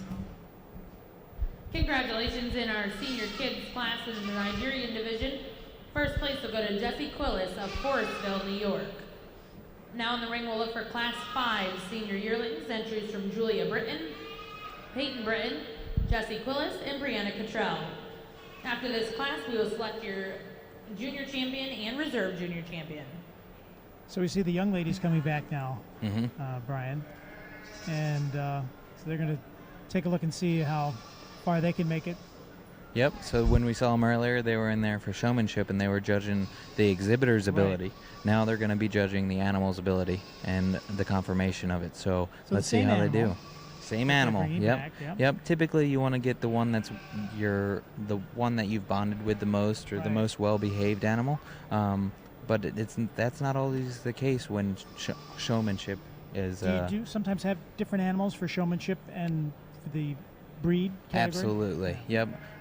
Sometimes if you don't have, every breed is a little bit different. So breed standards, and say there's an animal that doesn't conform to that breed standard, whether it be color or conformation or any of those factors, maybe even the teat structure of the animal.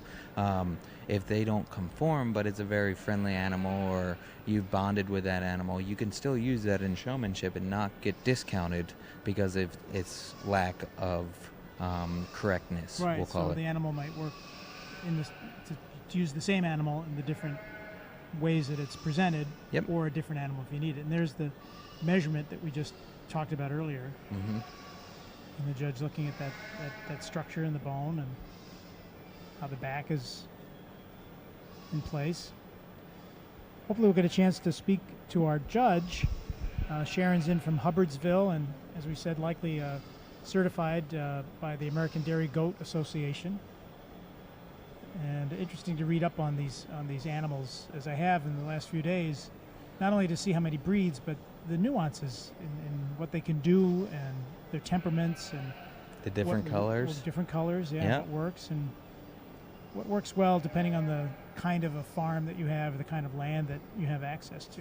Yep, and you can see she's lifting up each rear of the animal, and they're looking at the mammary structure. So when they're in milk, it's easy to identify that as they walk in the ring. But these little guys, they haven't quite matured enough, so she's got to inspect them and make sure that they conform to the breed standard again. We talked when we were last week with the dairy cattle and the cows and the bagging, the size of the udder. I mean, some of them were just ready to generate massive amounts of milk. And there was a timing.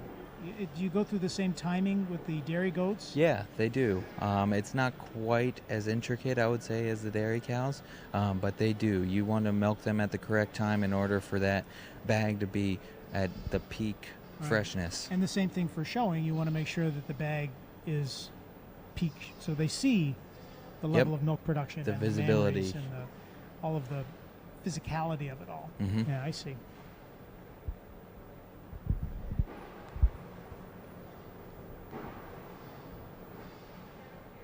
So now the judge is separating them a little bit. We'll make some determinations. She's looking at the front views of these animals, so the chest width and the tallness of them all gets factored in her decision.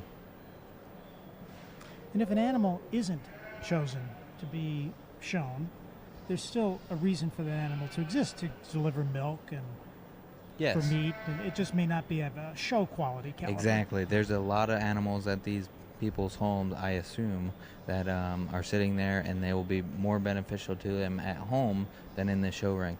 I know from my experience, sometimes when they're born, they're a show animal. They just exhibit themselves almost immediately. They walk around with a presence, and they almost tell you that they're ready to go out there in the rink. We hear about different breeds of dogs, for example. One of our guys here on the crew has a rather large breed of a dog. And is there something to that with the way goats and other animals are bred, where the individuals who breed them work to make sure they have the best possible animals to breed, so the price can be higher and the quality of the milk or the meat could be better? Absolutely. They're always striving to improve their genetics, their traits, things along those lines. So a lot of these breeders communicate with each other and share or communicate on what they're seeing or the benefits of what they're doing, and they work together to make a better animal overall, because we're always working towards a goal, and whether it be milk production or size or anything along those lines, these animals can be quite a bit of money, and you don't want to be wasting your money. What would be the cost of buying a goat? Oh, it ranges. I mean, from $10 to $100,000, but for the most part, you're talking, I would assume, between $200 and $500. Up to $10,000, I guess, go to that point of being the ultimate breed, the ultimate in that particular category. Yep. Yeah, okay. Everyone's striving for that dominant female or male to have in their barn to improve their herd, Yeah. and you sometimes you have to pay for that because other people want it as well. So the young ladies there are keeping their animals in place. They're moving around a little bit. Now she's looking at the rear view of these animals to compare the structure of the rear to that of the front and see who has the most complete animal out there. So when you get a handful of animals out there and it's not just a single entry or two entries, it takes a while to compare and contrast those animals.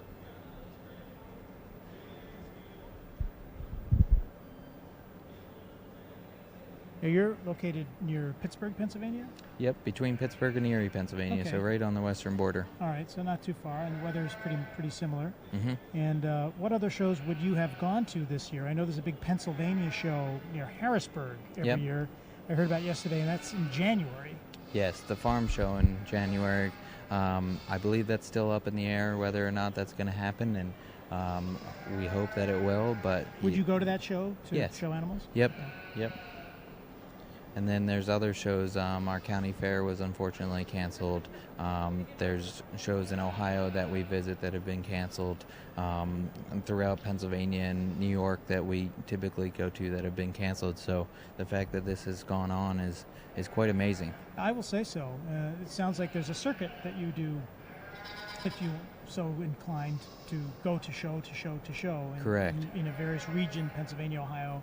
Yep, and there's either an organization or a club that typically holds those circuits, and they obviously communicate with each other and set their dates so they don't try and conflict with the different clubs or the different states. Right. So we can show almost weekly throughout the summer and the spring. So I know there's a show that we're hoping gets pulled off here in the fall, in October, here Mhm. at the Showplex, because it's a pretty good facility. I would suspect of the facilities you've seen, this is probably one of the better ones, right? oh, Brian? this is top notch. This is one of the best in the country. And what's nice, you don't see it here, but buildings that are on either side of the Showplex house the animals in very clean, modern stalls. Yes. They've only been in existence less than a decade. Yes, very much so. I mean, I've been to hundreds of fairgrounds and different show complexes across the country, and like I said, this is one of the best. And the cleanliness and the staff a lot of that goes into it, and it's second to none. Erie County Fairgrounds in Hamburg, New York. If you're watching us in Western New York, everybody's familiar with it. Here Sorry. comes Judge Sharon. I don't think it's working. Oh. Make sure Judge Sharon's mic is on. Here we go. These are Nigerian dwarf dry yearlings. Very nice group of doelings, handled very well by their young exhibitors. The nice tricolored doe at the front of the line is my choice for first place due to her overall dairy strength, her correctness and general appearance as well. She's got a nice set of feet and legs. She's got width and depth throughout. She's got a nice length of rump and width from thorough to thorough. She's a nice first place doe for us. She will yield some, she will yield a little bit in levelness of top line to our doe standing in second place. Our doe standing in second place has a beautiful long level top line, especially on the move as well. It does not drop it down at all over the chine. She's got nice feet and legs and width between the hocks. So she is definitely worthy of our second place award. The doe in third, very athletic young doe. She is to be commended for her width of flank, depth of barrel. She's got very nice feet and legs as well. The little doe in fourth I do like as well. She just isn't as nicely put together in her front end as the does that were standing above her. But again, she's got a beautiful long level top line to go along with her. Beautiful group of does. Thank you very much. All right, so that's Judge Congratulations Sharon, and here in we go. Class 5 senior yearlings. First place goes to Brianna Cottrell of Holland, New York. Second to Julia Britton. Third, Jessie Quillis. And fourth, Peyton Britton. Now in the ring, we'll bring in our first and seconds to compete for your junior champion of the Nigerian breed. Out of Class 2 Intermediate Kids, first place and second were exhibited by Maria Pelka of Boston, New York. Out of Class 3 Senior Kids, first place was exhibited by Jesse Quillis of Forestville, New York. And out of Class 5 Senior Yearlings, first place went to Brianna Cottrell of Holland, New York, and second to Julia Britton of Lawtons, New York. If you could please join me in putting your hands together for all of our junior Nigerian exhibitors. So the junior Nigerians are going to come in now, and we're going to take a look at them right after we take this short break from the Showplex, the Hamburg Fairgrounds at the Western New York Youth and Ag Bonanza. We're live streaming on Ustream and at WBBZ.tv. And we thank you for watching us, and we'll be back with more.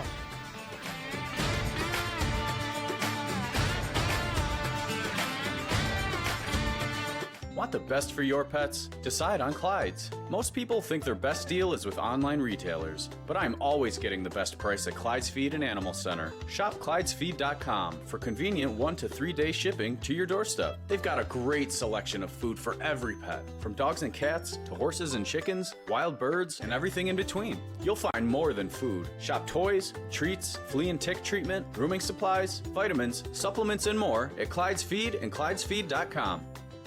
Connect with WBBZ TV, your hometown MeTV station. Channel 67.1 over the air and DirecTV, Channel 5 on cable, Fios, and Dish. Chill out with some hot classics. Online at our website, WBBZ.tv, with information about your favorite shows and hometown buzz. Feeling a little frisky? Join the conversation at WBBZ TV on Facebook, at WBBZ on Twitter, and check out our YouTube channel with playlists of our hometown programming. Yes, sir. I'm going to lay around home and just take it easy. WBBZ on TV and online, your hometown MeTV station.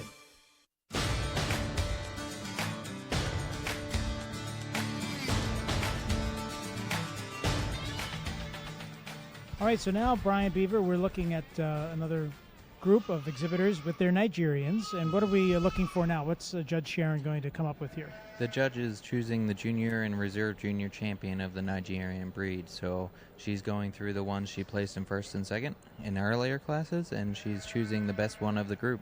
So the best Nigerian, that particular breed, here today will be determined in this round. No, this is just the junior class, and then Just the we'll junior have class, seniors okay. come in, which are a little older, and then she'll choose from those two. Got it. So we'll pick the best junior. Correct. And then from the best junior, the junior and the seniors will then compete. Correct. Okay. Yep. That one animal we noticed before was acting up for this young exhibitor, and it doesn't seem to have changed.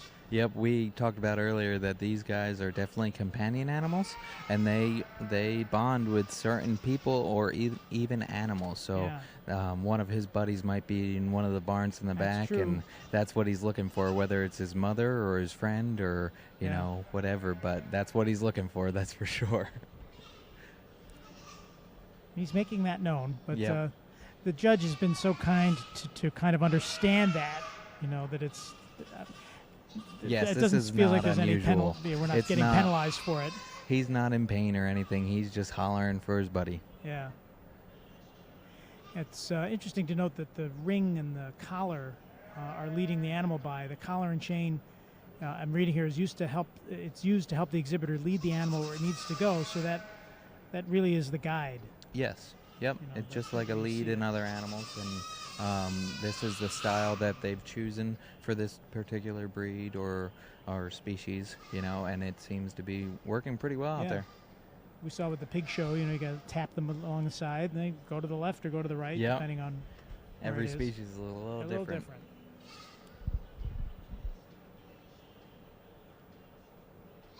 So each animal has its own distinct collar too, I've noticed, you know, with colors and whatever the family might want. As a judge, how difficult is it to make these decisions? I mean, you're seeing the exhibitors, you're seeing the animals, you're weighing in the factors of everything. How difficult is it? It sometimes can become very difficult. These are junior Nigerian dwarf does, the does that have been exhibited out of the Nigerian breed today that are not in milk and under 2 years of age. A very fine-looking group of does, again, just like the Alpines, they're to be commended for their strength in feet and legs across the line. Very nicely well-bred does, and for that these young people are to be commended. It's a bit of a challenge picking out of a champion out of such a beautiful lineup. But one doe I really like, especially when viewed on the move, and to me, that's the easiest way to evaluate young does is when they're on the move. She's the most uphill doe here. She has the most height in her escutcheon, which will allow for more room for milk production in another year or so. And I'm going to choose our black junior kid as our champion. And then coming down to reserve was a little more of a challenge overall. Looking at some of the elements of the scorecard, such as dairy strength, width and strength of the top line, length of rump, width between thurl to thurl. And I am actually going to go with our happy little goat in the middle as our reserve champion. So congratulations. Congratulations. In our Nigerian breed, your junior champion will go to Maria Pelka of Boston, New York, and reserve champion to Jessie Quillis of Forestville, New York. Once again, congratulations to those exhibitors. We will look to get started with our Class 8 under 2-year-olds in milk, a single entry from Maria Pelka. So that young man's tenacity to show that little guy paid off because he got reserve champion of the junior division of Nigerians. So instead of being penalized, he was actually rewarded for how he was handling the situation. Yes, in some cases. Yeah. Overall, it was the animal's overall body. But yes, it was definitely interesting. Yeah. Well, Maria Palka, we just saw pick up an award in that junior division. Mm-hmm. Now Maria's going to be back, and we're going to have a break, and then you'll be back with us here at the Hamburg Fairgrounds right after this.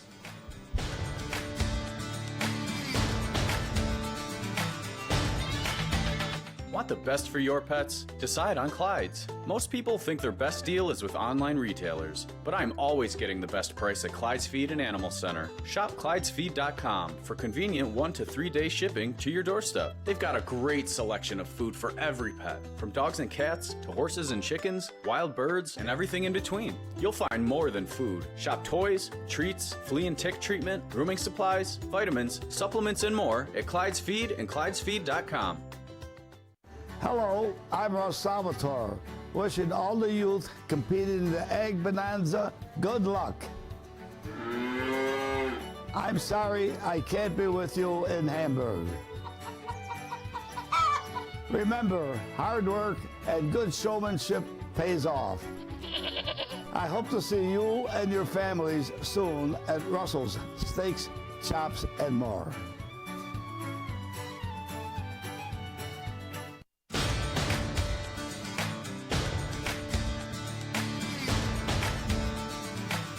Milk for Health presenting the Youth and Ag Bonanza. We thank them for their sponsorship of this, along with our other sponsors. You saw our friend Russ Salvatore there from Russell Steaks, Chops, and More.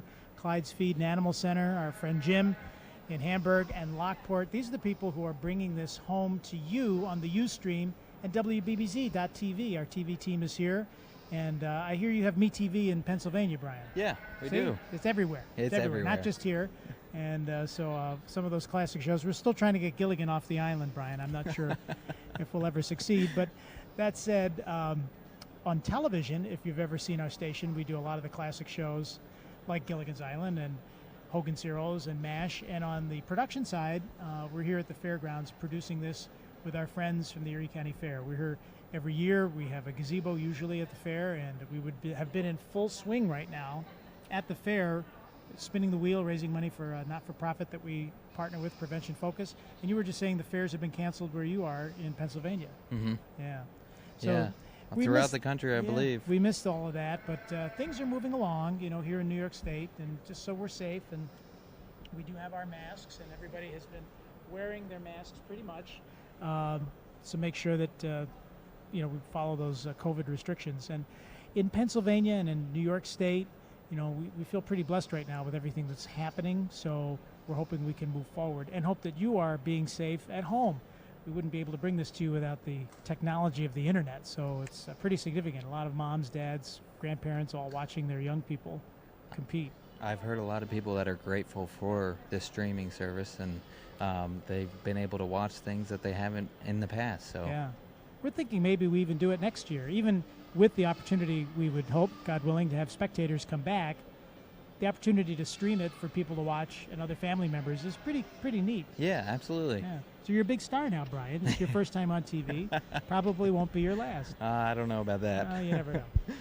All right, so what are we looking at right now? This is Maria's back, right? Yep, these are the senior division. Okay, so senior division in the Nigerian. Yes, so this is an under 2-year-old that has freshened, which means had babies, and she's judging her on her conformation and mammary system. So she's had babies. Does it mean that she has milked yet? Yes, she's in milk right now. Okay.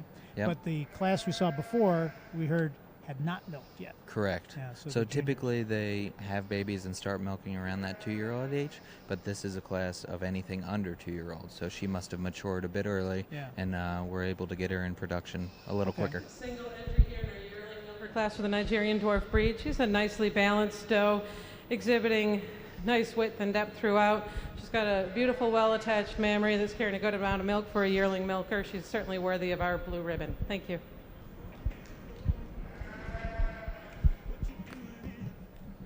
Congratulations in Class 8. First place will go to Maria Pelka of Boston, New York.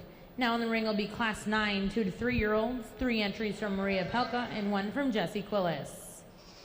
After this class, we'll look for Class 12 over 5-year-olds. So Class 9 that we're coming into now, Brian, is the age of the animal. Yes, 2 to 3 years old. And these are in the Nigerian breed. Yes. So 2 to 3-year-old Nigerian goats, dairy goats.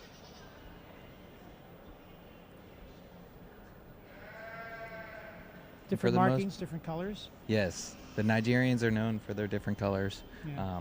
and they can be quite different. And even though they're a smaller breed, these are the older of the breed. And talked about the quality of the product. Pretty productive, but with a real quality product. So it's quality versus quantity. Exactly. with this. Yep, that's a good way to put it. Yeah. So again, the measurement there to make sure. But you know what God gives the animal in terms of height, width, and is what God gives the animal. You can't manipulate the animal. You can exercise it, Right. to keep it lean and make sure it's fed properly. Yep, breeding those animals that have similar traits that you're looking for. Ideally, you'll get the offspring of that animal that looks similar or along those same lines. So there's definitely something to it. Yeah, it's interesting. We talked about yesterday with some of the animals. There's actually devices where they can. It's almost like treadmills. You know, they can walk if they can't outside for some reason, or we talked about weather conditions. So the technology is there for the animal to be trained and moved along. Yes. So that they can be lean and.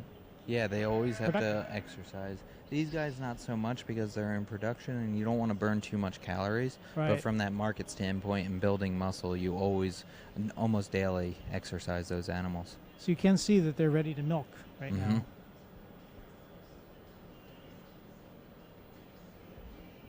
It's a beautiful group. It's a great group, and I would say after doing this show, I'm going to try to find some goat milk. Oh, yeah, And, it's a good idea. Try it out, Brian.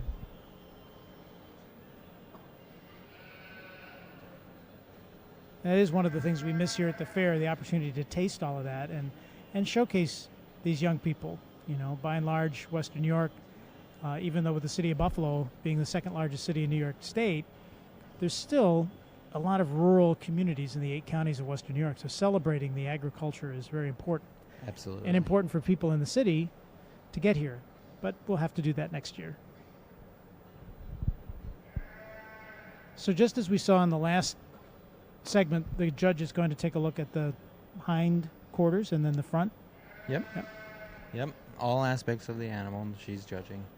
Typically she starts in the front, then goes to the rear, and she looks at the mammary system and these ones that are in milk, and judges from there according to the scorecard.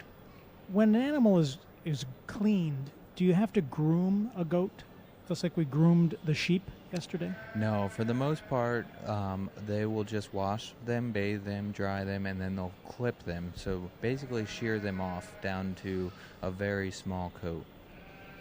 The market animals and the sheep, they typically groom them, I guess you would call it, Right. or fit them. And utilize that hair a little bit more to accentuate their areas that the judge will be focused on. Right. But certainly the cleanliness of the animal is very important on every level. You want the animal to be clean. Absolutely.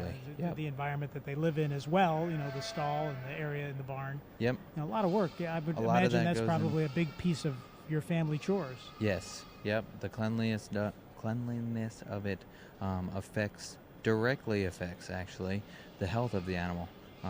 If they're in a dirty environment, a lot of times that creates respiratory issues, and just keeping that cleanliness is good for everyone, yourself and others. If somebody's looking to get into this, if they're in the family farming, then they're understanding what it takes.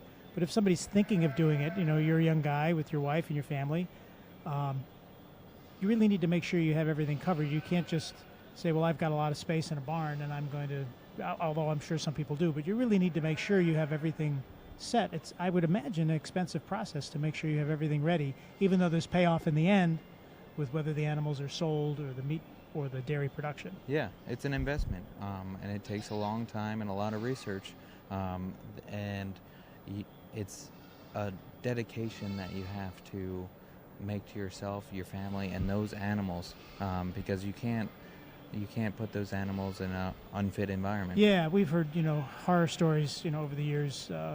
Having worked in news for a number of years, you see animal abuse stories, and it's just awful to see. But because the animals they can't help themselves in that respect. Yep, and I assume these guys that are out here, the caliber of animals, the cleanliness at home is just like the animals in this arena are top notch. So now they walk them around, and it seems like every show follows sort of the same pattern. I like how they're sort of paraded around. You get a chance to see the animal walk, and I would imagine the judge gauges how the animal is walking even as well, right, with the structure? Absolutely. Yeah. So a lot of times when you set them up, you can accentuate certain aspects of their body to make them look like they don't have a fault in certain areas. But as soon as they go on the move, then some of those traits come out, and it's easier for the judge to see. And that goes back to you asking if it's difficult out there, and it is. Sometimes it's very, very difficult for that judge to make a decision.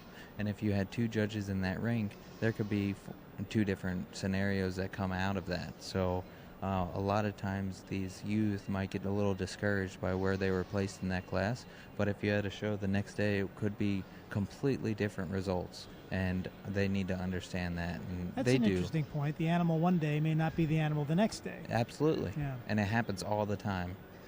Yeah, from even, like we talked about, like today it's a little bit more muggy than it was yesterday, so could be anything. By the way, we're wearing Hawaiian shirts because the theme is Hawaiian, although it's Hawaiian. Yeah. Yep. It's Hawaiian weekend. It's Hawaiian weekend here at the fairgrounds in Erie County. Yeah, I don't wear it all the time, so. Yep. Didn't break out my Don Ho CDs, but then Brian doesn't even know who Don Ho is, and that's okay. So, famous Hawaiian singer. Oh, all right. yeah. Here comes the judge.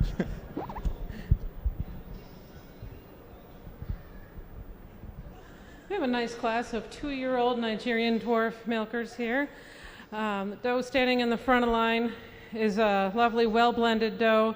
She is uphill, one on the move, and standing still. She's got a beautiful wide rump, well-attached udder, nicely balanced between her fore and her rear udder, as well as standing on correct feet and legs.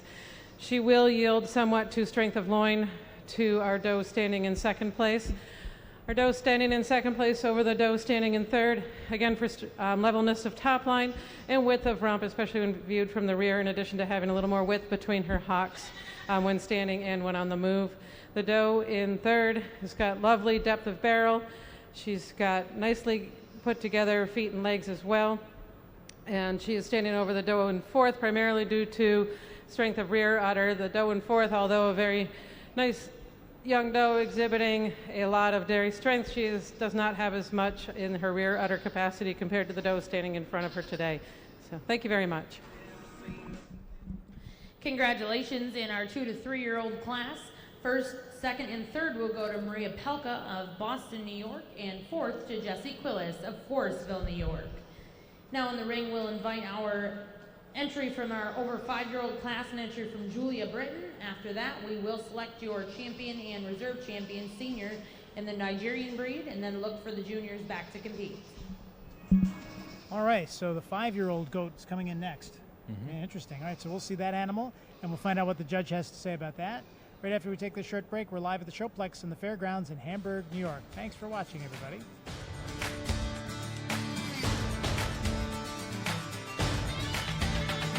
Milk Times 3 is good for me. Milk Times 3 is good for me. Milk Times 3 is good for me. Milk Times 3 is good for me. Milk Times 3 is good for me. Milk Times 3 is good for me. Strong bones. Healthy bodies. Tastes great.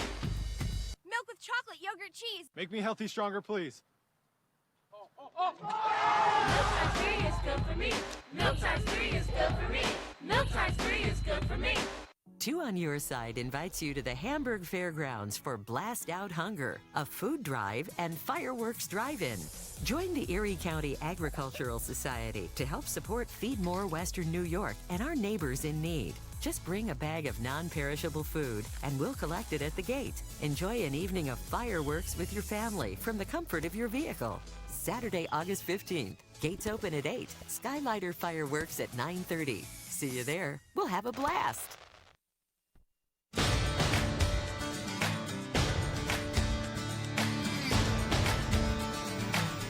We are back here at the fairgrounds. Nigerian dwarf class. It would be nice to see her in milk, however, other than the fact that she does not have a functioning udder today. She is a beautiful doe, especially for given her age and maturity.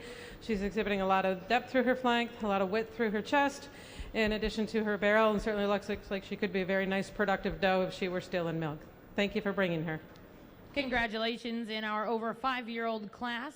We have an entry from Julia Britton, first place of Lawton's, New York. Now in the ring, we'll invite our first place from class 8 and 9 back to compete for champion senior and reserve champion senior. So that goat that we saw there was about 5 years old. And you were telling us earlier the average life of the goat's about 5 to 10 years old. So, you know, that's clearly getting on the other side. Yeah. Yeah. Yep. So they can be in production up anywhere up to 10 years of age, and sometimes even older than that. But this young lady had a 5-year-old that wasn't in milk right now, and she'll be judged accordingly. So a lot of times it's hard to compete the ones that aren't in milk with these beautiful udders that are out there. So as the judge is looking at the animals, Andy, if you can come back to our friend Brian here for a second. Brian wants to say hi to his family. Brian, take a look right into that camera. Who are you going to say hi to? Hi, Eli and Lincoln. So there you go. Those are your sons, right? Yeah, they're my 2 boys at home and Jackie at home. There you go. Okay. Whole family, young family. Wonder years, Brian. Yeah. You're living them. All right, so here we are. And Brian said hello to his family because he's watching, the family's watching on the live stream on Ustream and WBBZ.TV, and that's the wonder of the internet.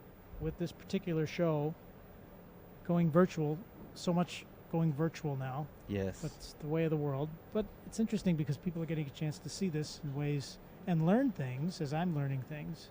Yeah, it's a great educational tool as well. So the age of these animals now, Brian, these are the this is the senior champions, or the winners of the classes to be chosen for the senior champion. So the senior champion will be determined by what the judge is looking at right now. Correct. Yeah. Yep. We saw earlier that promo for the blast here at the fairgrounds tonight, and if you're watching and you're in the Western New York area, here comes the judge.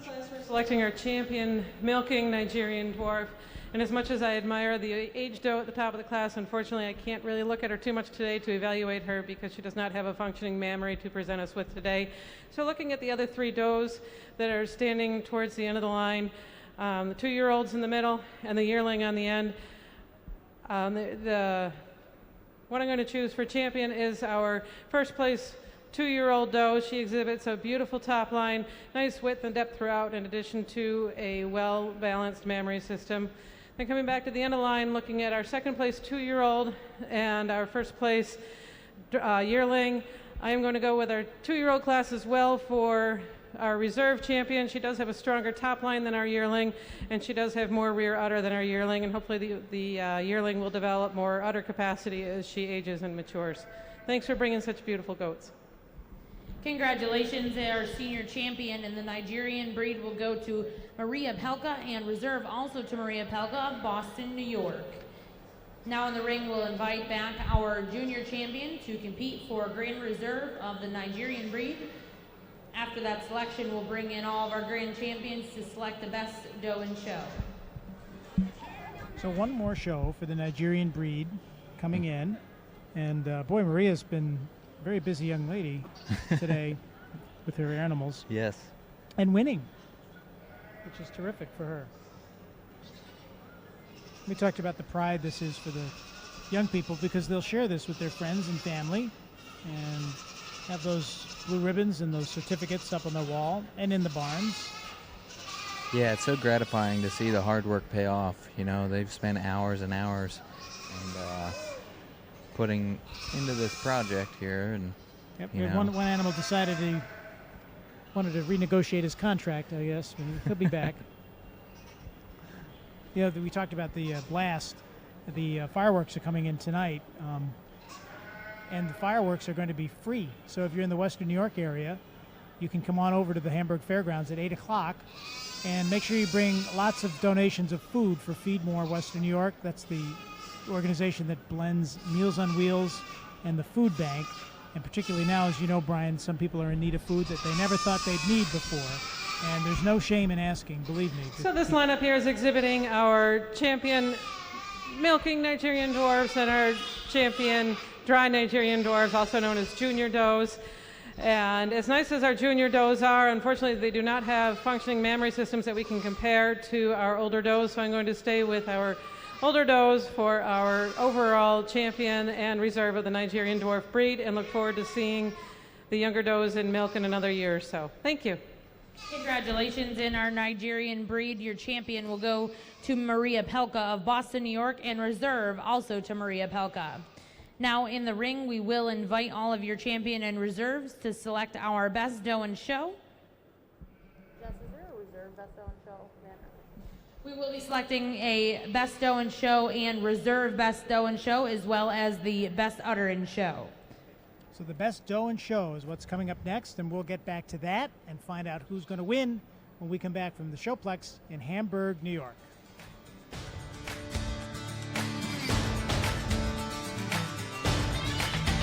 Imagine a world without milk.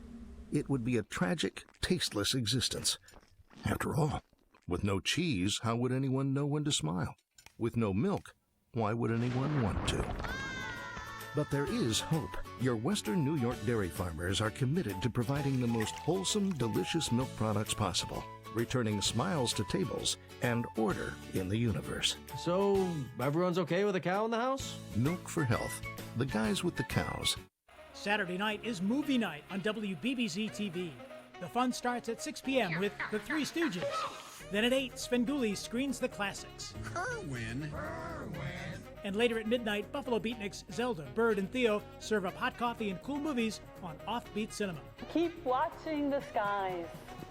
Keep watching. And keep watching WBBZ TV, your hometown MeTV station. Channel 67.1 on air and DirecTV, Channel 5 on cable, Fios, and Dish.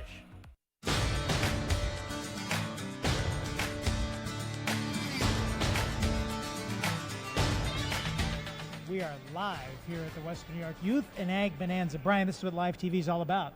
Yeah. Just throw it right in. It's great. Oh, yeah. It's like surfing. You never know where the wave is going to crash or you're going to ride it to the shore. You Just take the ride. So what we're looking at now is an empty exhibition ring because they're getting ready for what you would call the Super Bowl here of the Dairy Goat show as of today. But you mentioned earlier that there were some breeds that we didn't see, a Saanen breed, for example. Yeah. It's a very large breed. I'm surprised there's not any here, as well as some Nubians and things along those lines. So the Saanen breed, it's a obviously dairy breed. They do about 3 gallons a day, low butter fat, larger animal. Yes. Yeah. Yep. And so the Saanen, not as maybe familiar as the Alpine, which seems to be the most common. Yeah, and I think a lot of it goes into the geography of the area.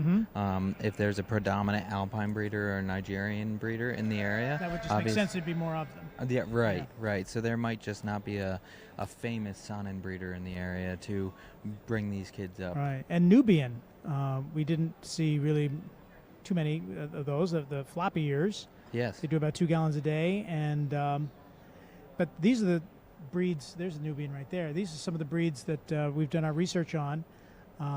And these various breeds with the production of the milk and their look. The Nubian, by the way, rather loud breed from what we understand. Yes. Although that one guy in the last show, he was pretty he loud could compete with him. Yeah, he didn't want any part of this.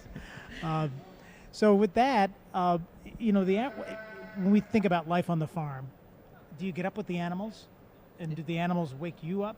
For the most part, they're on a schedule, so we try and feed at the same time every single day, twice a day, and they get used to it as well, just like your WNY system does. So when it gets to be about dinner time, they're feeling it and they're ready to go. So if I had a couple Nubians in the barn, they would let me know that it was dinner time if I was a little late. But for the most part, they understand that when we come out to the barn, then that's time to be fed, and they communicate a little bit with us, but not so much like with the goats that you have, and kind of as a farmer in general. Are there animals that don't get along with other animals? You hear about certain dog breeds that, a Chihuahua doesn't like a Doberman, or whatever. I mean, some based on the size. Is that the same with the goats or sheep or some of the other chickens? Yeah, I think it's the personalities more so than the species. So obviously they'll run into certain scenarios that they don't get along, but for the most part, I would say most animals get along for the most part. But I think you run into more of management techniques that maybe a pig needs a little bit better facility strength-wise, because they're very strong animals, than say a sheep that doesn't really tear up your facility. Yeah. So I think the management level of it, and even nutrition standpoint, some of them need different medications or such inside of that feed that might not be fitting for the other species. So typically, for the most part, you keep them separated, but they can live together if you do it wisely. Yeah, manage it. That's an interesting point. You said you have chickens. How many chickens do you have? We only have a handful of chickens, 4 or 5 of them. Okay, so manageable, but egg producing, obviously. Yep, egg producing, and Eli, he goes out and collects them every day, and that's his job. So that's great, and I would imagine your family enjoys the flavor of that fresh egg. Oh yeah, the farm fresh egg is hard to beat. It certainly is. All right, we're going to take a break here at the Showplex while we await the Super Bowl of the does that are here today in the Dairy Goat Show from the Western New York Youth and Ag Bonanza. We'll be back with more with our friend Brian Bieber right after this.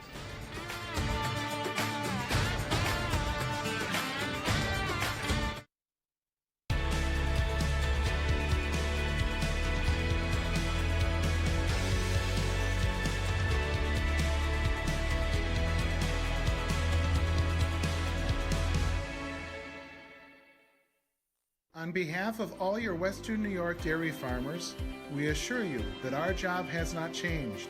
We are still caring for our animals as we do every day, and we are still producing a clean and healthy product that you can feel safe serving to your families. All the dairy products that reach your table are also on our own family table, never touched by human hands, and from the farm to the grocery store within 48 hours, 365 days a year, through calm or chaos.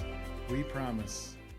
Want the best for your pets? Decide on Clyde's. Most people think their best deal is with online retailers, but I'm always getting the best price at Clyde's Feed and Animal Center. Shop ClydesFeed.com for convenient 1 to 3 day shipping to your doorstep. They've got a great selection of food for every pet, from dogs and cats to horses and chickens, wild birds, and everything in between. You'll find more than food. Shop toys, treats, flea and tick treatment, grooming supplies, vitamins, supplements, and more at Clyde's Feed and ClydesFeed.com. Hello, I'm Ross Salvatore, wishing all the youth competing in the Ag Bonanza good luck. I'm sorry I can't be with you in Hamburg. Remember, hard work and good showmanship pays off. I hope to see you and your families soon at Russell's Steaks, Chops, and More.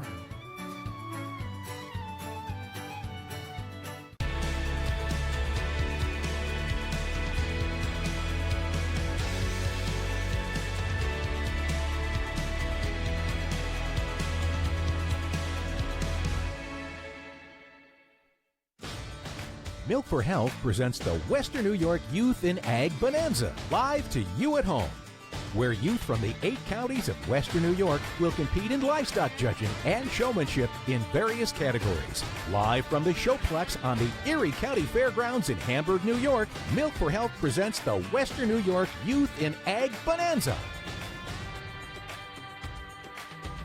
Hey everybody, John DeShulo with you here live from the Showplex on the Fairgrounds in Hamburg, New York, and I'm here with Brian Beaver, and Brian is a volunteer who's come up. He's with Kent Feeds.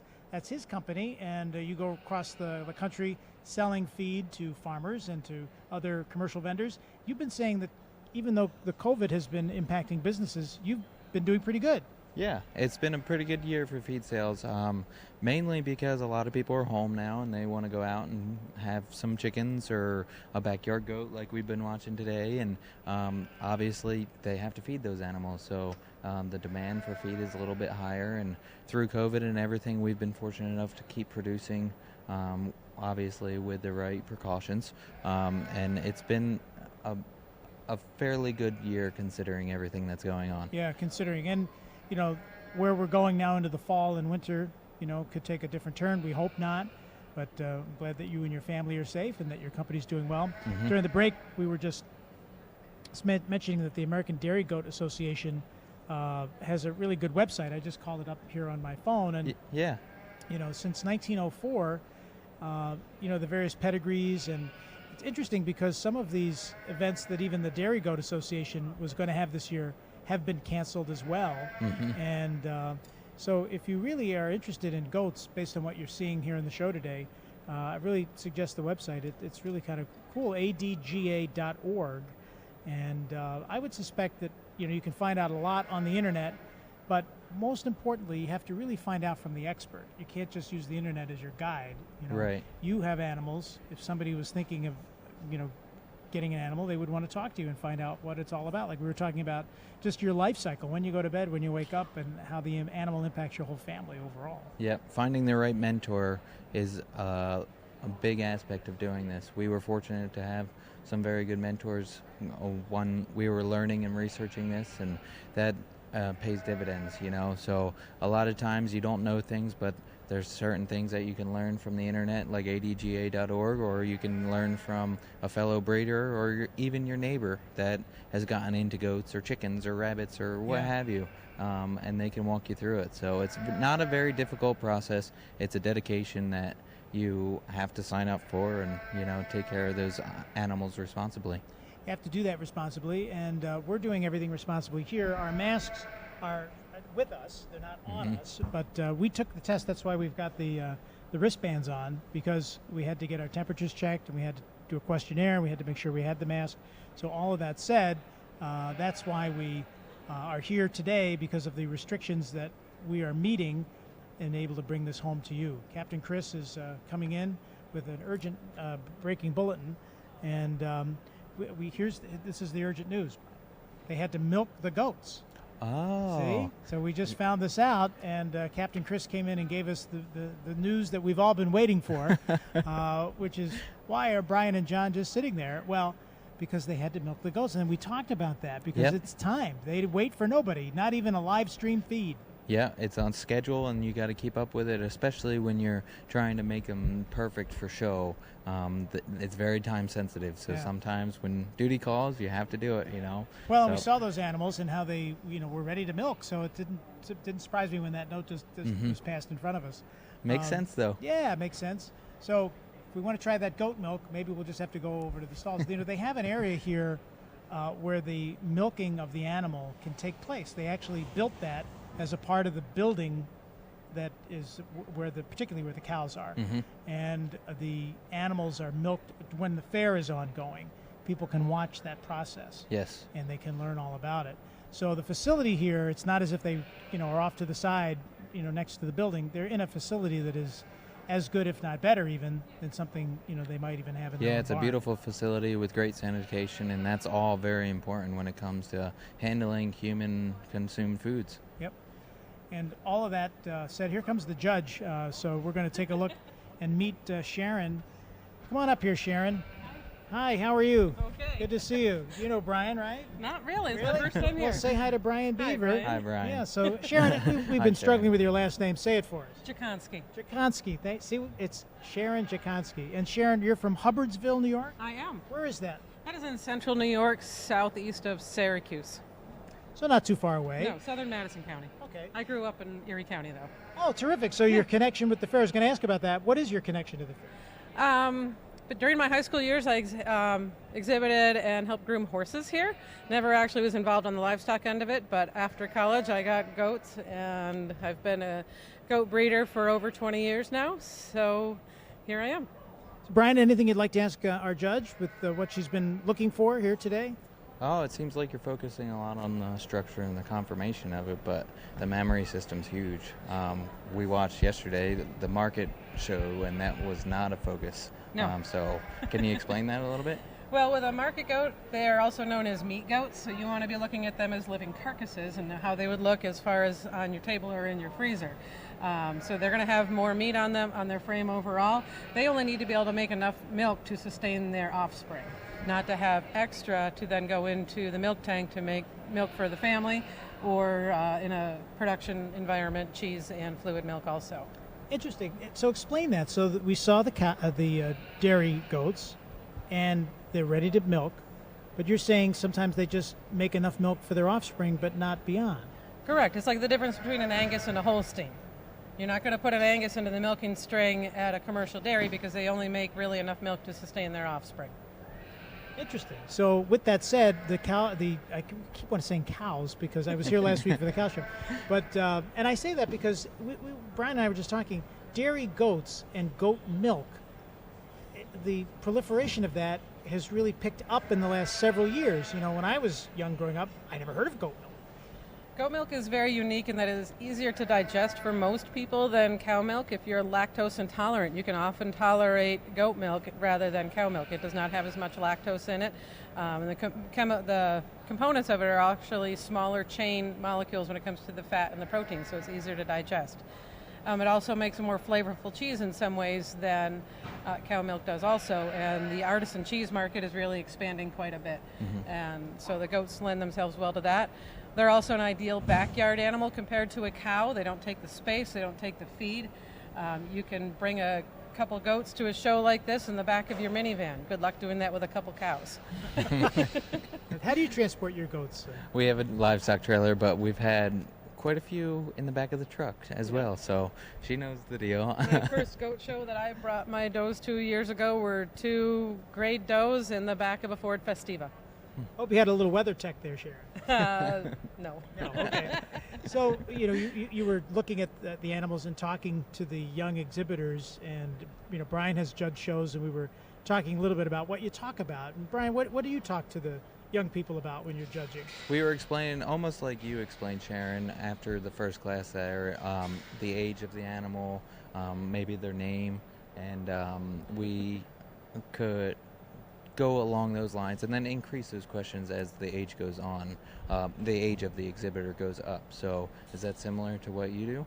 Regarding the showmanship classes, yes. Yeah. You expect that the older exhibitors do have a little more knowledge of the animal.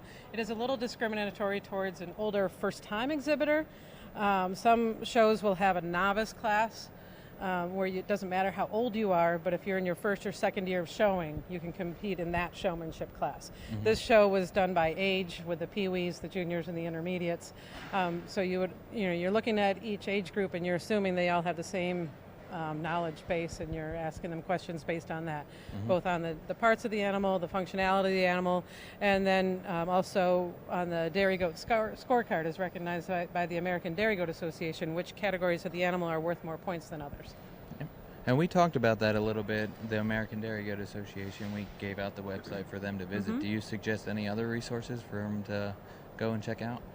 That really is a great place to start when it comes to getting involved in dairy goats. They're a wealth of information. They love helping you.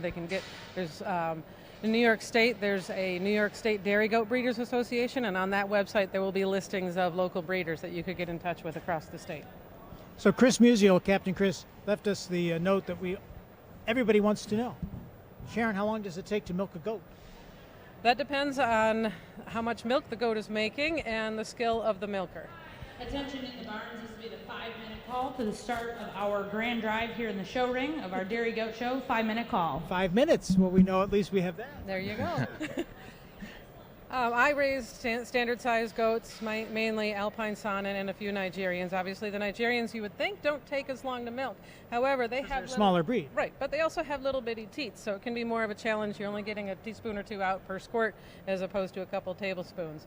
Most goats can be milked out pretty readily within a 5, maybe 10-minute span of a proficient milker. You can milk either by hand or machine, depending on your choice. What have you been doing this summer with things changing so much? Putting a lot of miles on my horse, poor thing.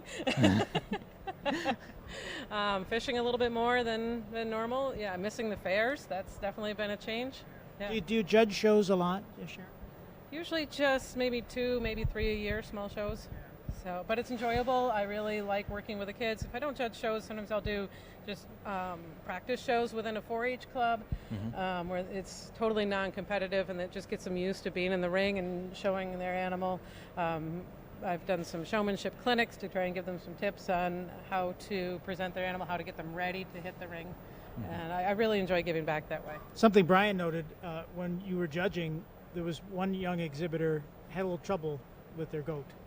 And instead of getting penalized, you actually, well, Brian, you to tell that story because. Well, I didn't necessarily say you commended him for the actions of that goat, but you saw through that and saw the confirmation of that goat and rewarded him for the quality of that animal. Is that right? Yes. That can be, that's one of the more challenging aspects of judging goats, especially young Nigerians. They're just little popcorn goats. It's what they are. And as a judge, you have to be willing to accept that and look at that brief glimpse when they're behaving well. That doe definitely behaved better when she was moving. She didn't mind walking so much, so you can evaluate them on the move a little bit more.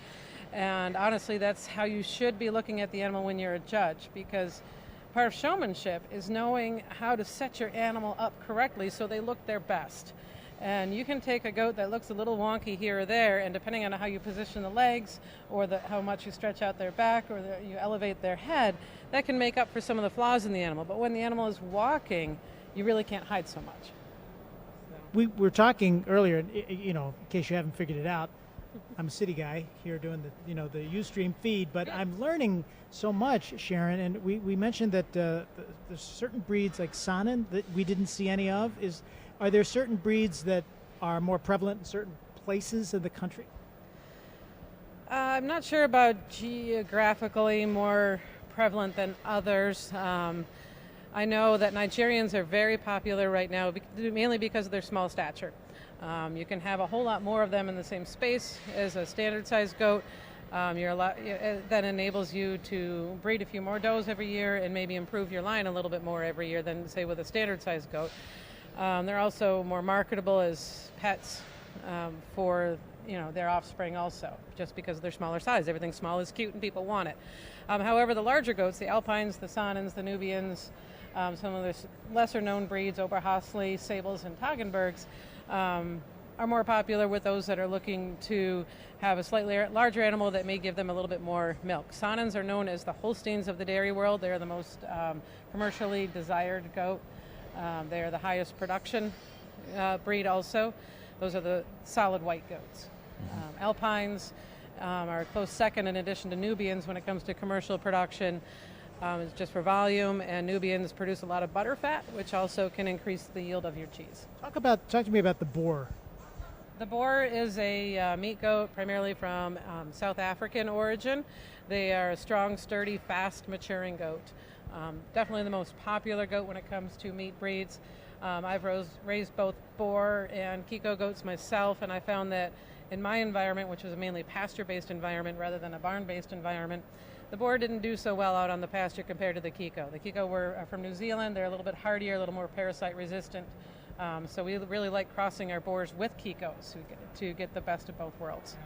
And you mentioned for pets, but what we have right over there is a llama, yes. And Chad Marcolini is showing that llama. You know what? He's showing the llama. I'm going to interrupt from my good conversation with Sharon and Brian, and I'm going to come over and go and meet this champion. Now, we did not get a chance to see all the llamas in show, but we were promised, and they delivered, that the grand champion was going to be brought in here to the Showplex. And Holly Smaczynski is talking to our grand champion right now. Take some photos there, Holly. We're good? All right, I'm going to come and meet the grand champion. And who are you? Rachel Donner. Rachel, where are you from? East Aurora, New York. All right, so how long have you had this beautiful animal? He's 13, and I've been showing him since he was born. Wow. So what's the name of our beautiful llama here, Rachel? This is Korapuna. Korapuna. Why did you come up with that name? Well, the guy that owns the farm, he's a volcanologist, and so most of his are named after volcanoes. I've noticed there's some themes with the animals. Yeah, how is the animal in its temperament, and what gave us the grand champion status today? Well, showmanship is about how we present our animals.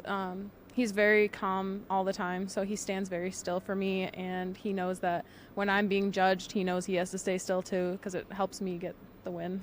I've noticed in reading out some of the information about how llamas are judged and in the showmanship, they're actually judged on how they deal with people, because they're an animal that people like to just hang out with and pet. Yeah, we take them to schools and libraries and stuff, so they're very used to people, and that's why they do well in these shows. So what do you want to do when you grow up? You want to continue to raise llamas? Yeah, I do. I want to farm when I'm older. Good for you. How old are you? I'm 20. 20. Okay, so you're on your way. Yeah, all right. Well, congratulations, the Grand Champion Showman and this beautiful llama here at the Showplex in Hamburg, New York, and we'll be back with more right after this.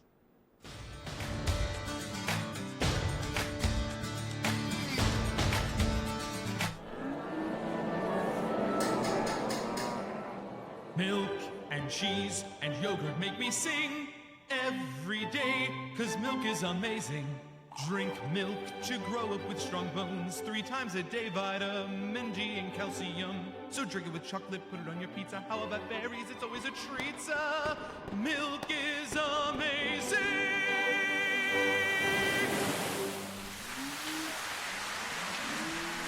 Show me a fillet, show me a strip, a Russell's cut, a ribeye, or a crab dip. Come dine with me just right. Where would you like to have dinner tonight? Russell's, of course. Russell's, of course. Where would you like to have dinner tonight? Russell's, of course. Be my guest and let us do the rest.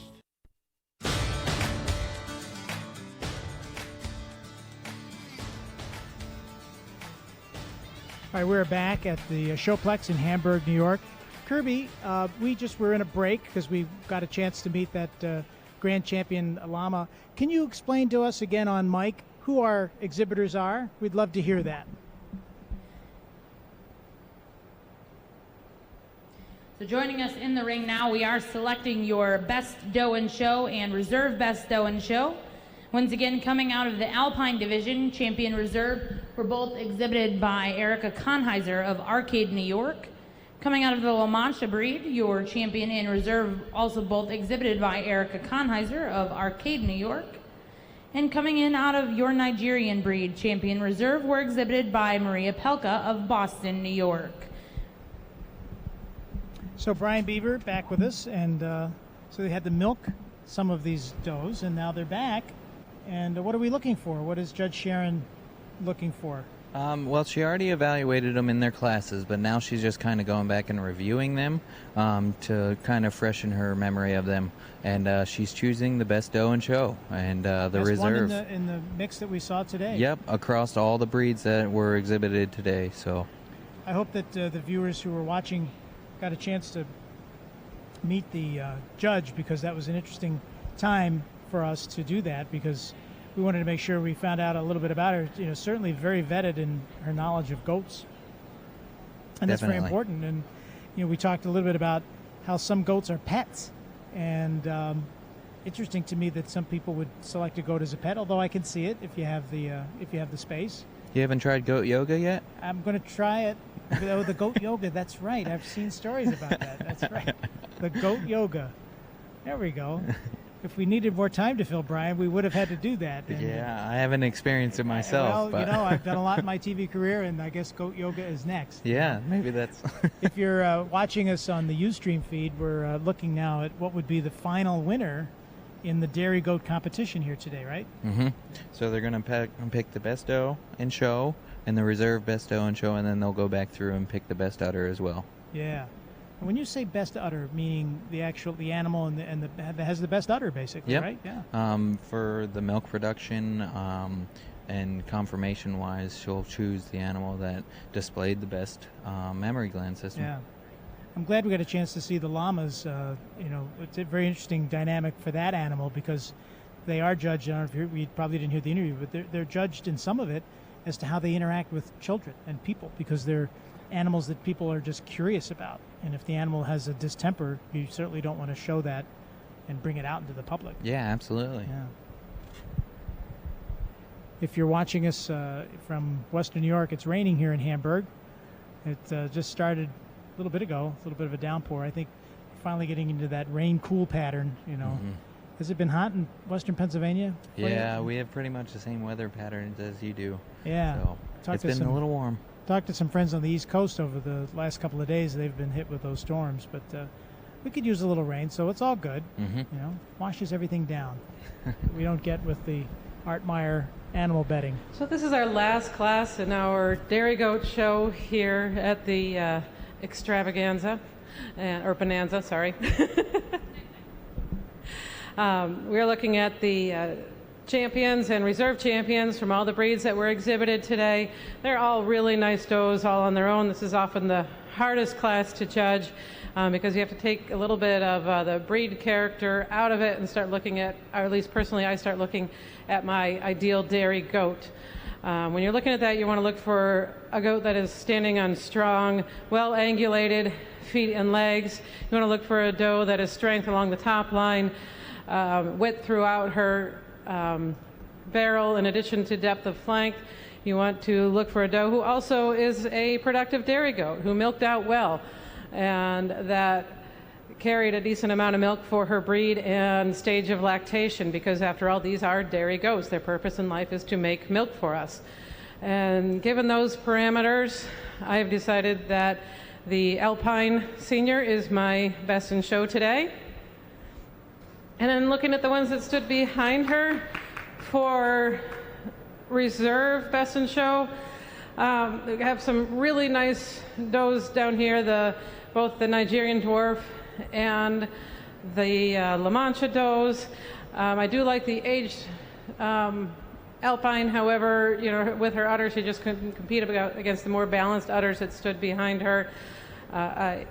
Looking at the Nigerian and the La Mancha pairs down here, I decided that the La Mancha, or rather, sorry, the Nigerian excelled the La Mancha in general appearance, has a more correct feet and legs, especially when viewed on the move, more level top line and level from thurl to thurl compared with our La Mancha.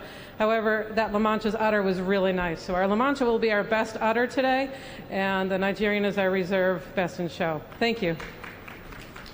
Congratulations to Erica Konheiser with her best doe in show.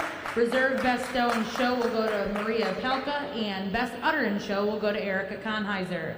Once again, congratulations to all of our dairy goat exhibitors at the Western New York Youth and Ag Bonanza. A special thank you to our judge today for joining us here in Hamburg.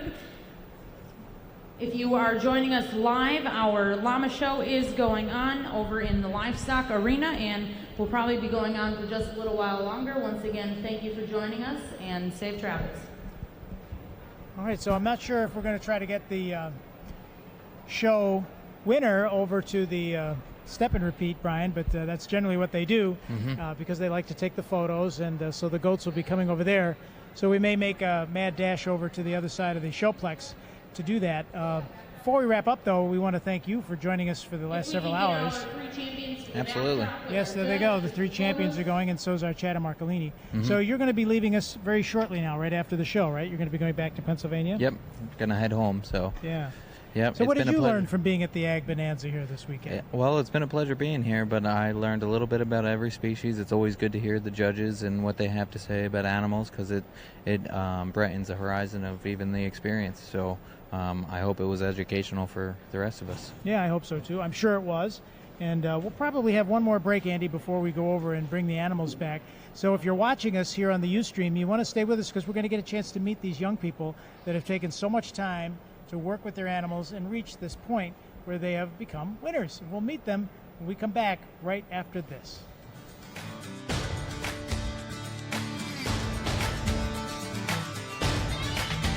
Imagine a world without milk. It would be a tragic, tasteless existence.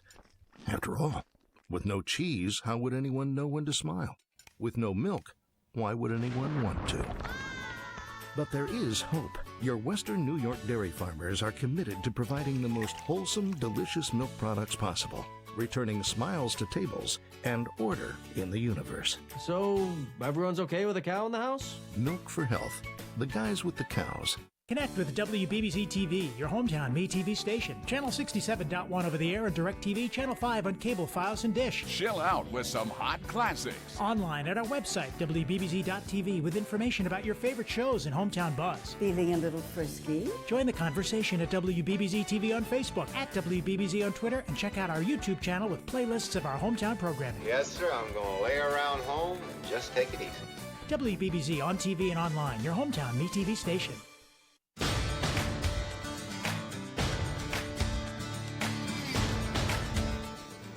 All right, I'm here with Erica Konheiser, right? Yeah, so Erica, you are the best in show doe, so congratulations. We'll hold on to this and give that back to you. And where are you from, Erica? Arcade. Arcade, and how long have you been showing dairy goats? My entire life, basically. Yeah, so how old are you? 16. All right, so this has been a great experience for you today. Tell us about the animal. What's the name? Her name is Ruth. She's 4 years old. She's had 3 babies so far. She's a very heavy producer, and she's a very well-behaved goat. I will say, we had a couple of goats in there that weren't so well-behaved, but Erica, yours was very well-behaved. And you've been here all day, and it's been a big show for you because you've had a lot of categories that you've been showing it. Yeah. And what are you going to do the rest of the summer, Erica? Probably hay help, keep working with my goats, prepare for school in the fall. Yeah. Very important, isn't it, that we did this Ag Bonanza? So you felt good about it. You were able to show your animal. How long have you been working with Ruth? Her entire life. She was born on my farm. I've owned her mother most of her life. There we are, and Ruth is a winner today, as are you, Erica. Congratulations. Yeah. All right, I'm going to give you back your banner, and we have another winner that's coming in. Thank you, Erica. And we have our next winner. This is Maria, right? Yes. Yeah, Maria, welcome back to the presentation. Thank you. Yeah, congratulations on your win. And is this the same animal we saw before? Yeah. Yeah, so tell us again about the animal in case somebody's just joining us. Her name is Juno. She is 2, turning on 3 in a few days. And I have worked with her for 2.5 years. When we talked earlier, I was amazed that, you start in short time increments and work your way out to continue to work with it. You're going to still work with this animal, and will you show it in the future? Yeah. One of my favorite things to do, and one of the reasons that we kept showing goats, is because of the Erie County Fair. It was really sad that no one could come this year because of COVID, but it was for everyone's safety. It was for everyone's safety, but I'm really glad everybody was able to pull this off, right? Yeah. Yeah, Jessica Underberg and her team really helped pull this together, and so we may not be enjoying the fair, but we're enjoying you and the animals and Juno. Thank you. You're welcome. All right, so congratulations. Take your banner. Goodbye there, Juno. Here we are. All right, so that said, the other animals are here, and let's meet you. All right, so let's see what you are the best in udder in show. And tell us about, first of all, tell us who you are. I'm Sarah Konheiser. I'm Erica Konheiser's sister. So it's all in the family here. Yep. And who is this lovely animal? This is Nutmeg. She's a La Mancha. Oh, the La Mancha, Nutmeg. Here you go. Nutmeg likes the camera, I can see.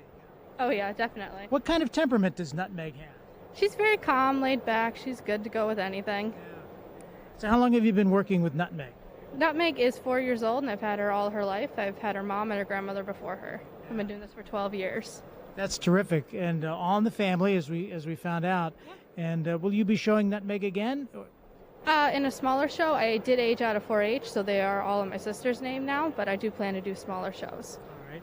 It's an interesting breed. We were talking about the La Mancha breed. It doesn't look like they have ears, but they're just smaller. Yep, they just lack the cartilage on the outside of them. They're bred for colder climate weather, so they don't get frostbite quite as easy.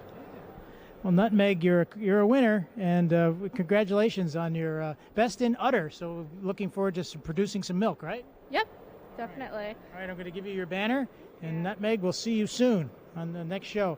I'm thinking we got all the winners here, did we not, Captain Chris? Yep, we did. All right, so we're going to take a break, and I think Jessica Underberg from the fair is going to be around, and talking about those llamas and some other things at the Western New York Youth and Ag Bonanza. Evans Bank, a sponsor, and so many others. We'll find out who they are and then come back from the Showplex right after this.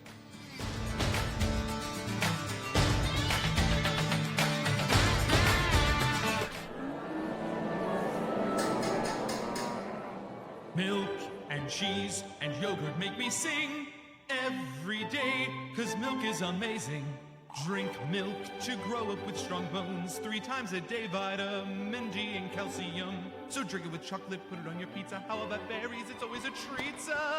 Milk is amazing.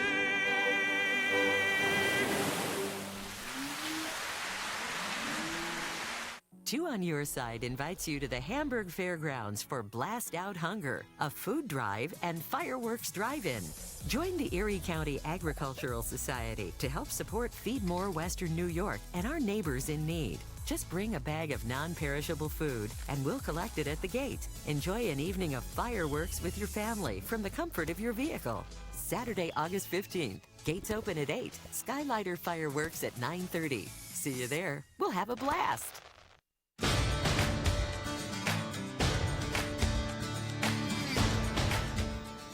Welcome back. This is our final segment on the Ustream from the Western New York Youth and Ag Bonanza, and Jessica Underberg, CEO of the fair. If you're just joining us for the first time, watching some of your family and friends in the Dairy Goat competition, Jessica is the CEO. And Jessica, it's been a great day. My mask I have at the desk. I have to say I'm sorry, but I did have it on. But your mask is on, and all of those COVID restrictions are met. We just heard from one of the young exhibitors thanking you and everybody for the fair for making the show happen. It's very meaningful, isn't it? It certainly is. You know, as a kid who grew up doing this, I get it. I understand. You put a lot of hard work and effort in, and you want to have the ability to show that off to a judge and in a live show. I totally understand. Grateful that they came out and had a great time. They did, and they're right now getting some photos taken at the backdrop. But there's a big show now. The rain just hit, but it's just a little downpour just to clean us up, right? It's just settling the humidity. That's good. Tom Jones couldn't have said it better. And because the big fireworks show is happening tonight here at the fairground. Absolutely, John. We're going to blast out hunger tonight. Gates open at 8. Fireworks will go off promptly at 9:30. And you know Matt Shaw from Skylighters Fireworks, his words to me were, Jessica, this is the most and biggest fireworks show you have ever shot from this property. So I'm super excited about tonight. Bring bags of food. The biggest goal is to get as much food as we can for the food bank, Feed More of Western New York, and let's blast out hunger. So when you come in, you can come in on South Park or in Quimby, so yes. either or, and you'll be parking in the lot sort of spatially distanced. We're going to actually park every spot in the lot, so we're going to be able to park a lot of cars. Somebody asked me earlier, do you have a max? I said we have 265 acres. We got a lot of property to park. You drop your bags of food. Someone's going to hand you a one sheet just telling you some of the rules and some of the details. Get your car parked, stay in your car. If you have to use the restroom, make sure you got your mask just to walk to the restroom. And then food vendors will actually come right to you and see, do you want a piece of pizza or a whole 10-inch pie? Do you want some popcorn? Do you want, different novelties and things like that? So it doesn't get any easier than that. Fireworks will go off promptly at 9:30. They'll end at 10. They are choreographed music, so turn your radio to 1620 AM, and you'll see with the beats of the music, the fireworks will be going off with that. All right, so we'll see you here, and it's a free admission, but you got to bring food. Absolutely. Free admission, but please bring as much food as we can for Feed More of Western New York. Well, we had the Dairy Goat competition today, and Brian Beaver was our special guest, and he was terrific. And then we saw a llama. The other llamas, they didn't want to come over. Moody, those llamas. Well, they like to show in the livestock arena. Yeah, of course. So they're over there. But we did get a chance to see one. But we're going to be back next Friday. And what will we see next Friday? Next weekend's events are horse show and dogs. Great. Yeah, it's going to be a great weekend. Going to be a great weekend, and WBBZ TV proud to present this on the Ustream, and we'll find out more about it on our website, WBBZ.tv. Thanks, Jessica Underberg, for letting us hang out with you and have fun. Thank you so much for being here. You guys are doing a great job. You're welcome. Our team, Captain Chris Musial, Chad Marcolini, Andy Spaczynski, Joe Malucci, and others back at the station, Tim Marcolini and Rich Lee. Happy to pull all this together for you on the Ustream and WBBZ.tv. We'll say see you next week. See you next week. All right. Bye-bye, everybody.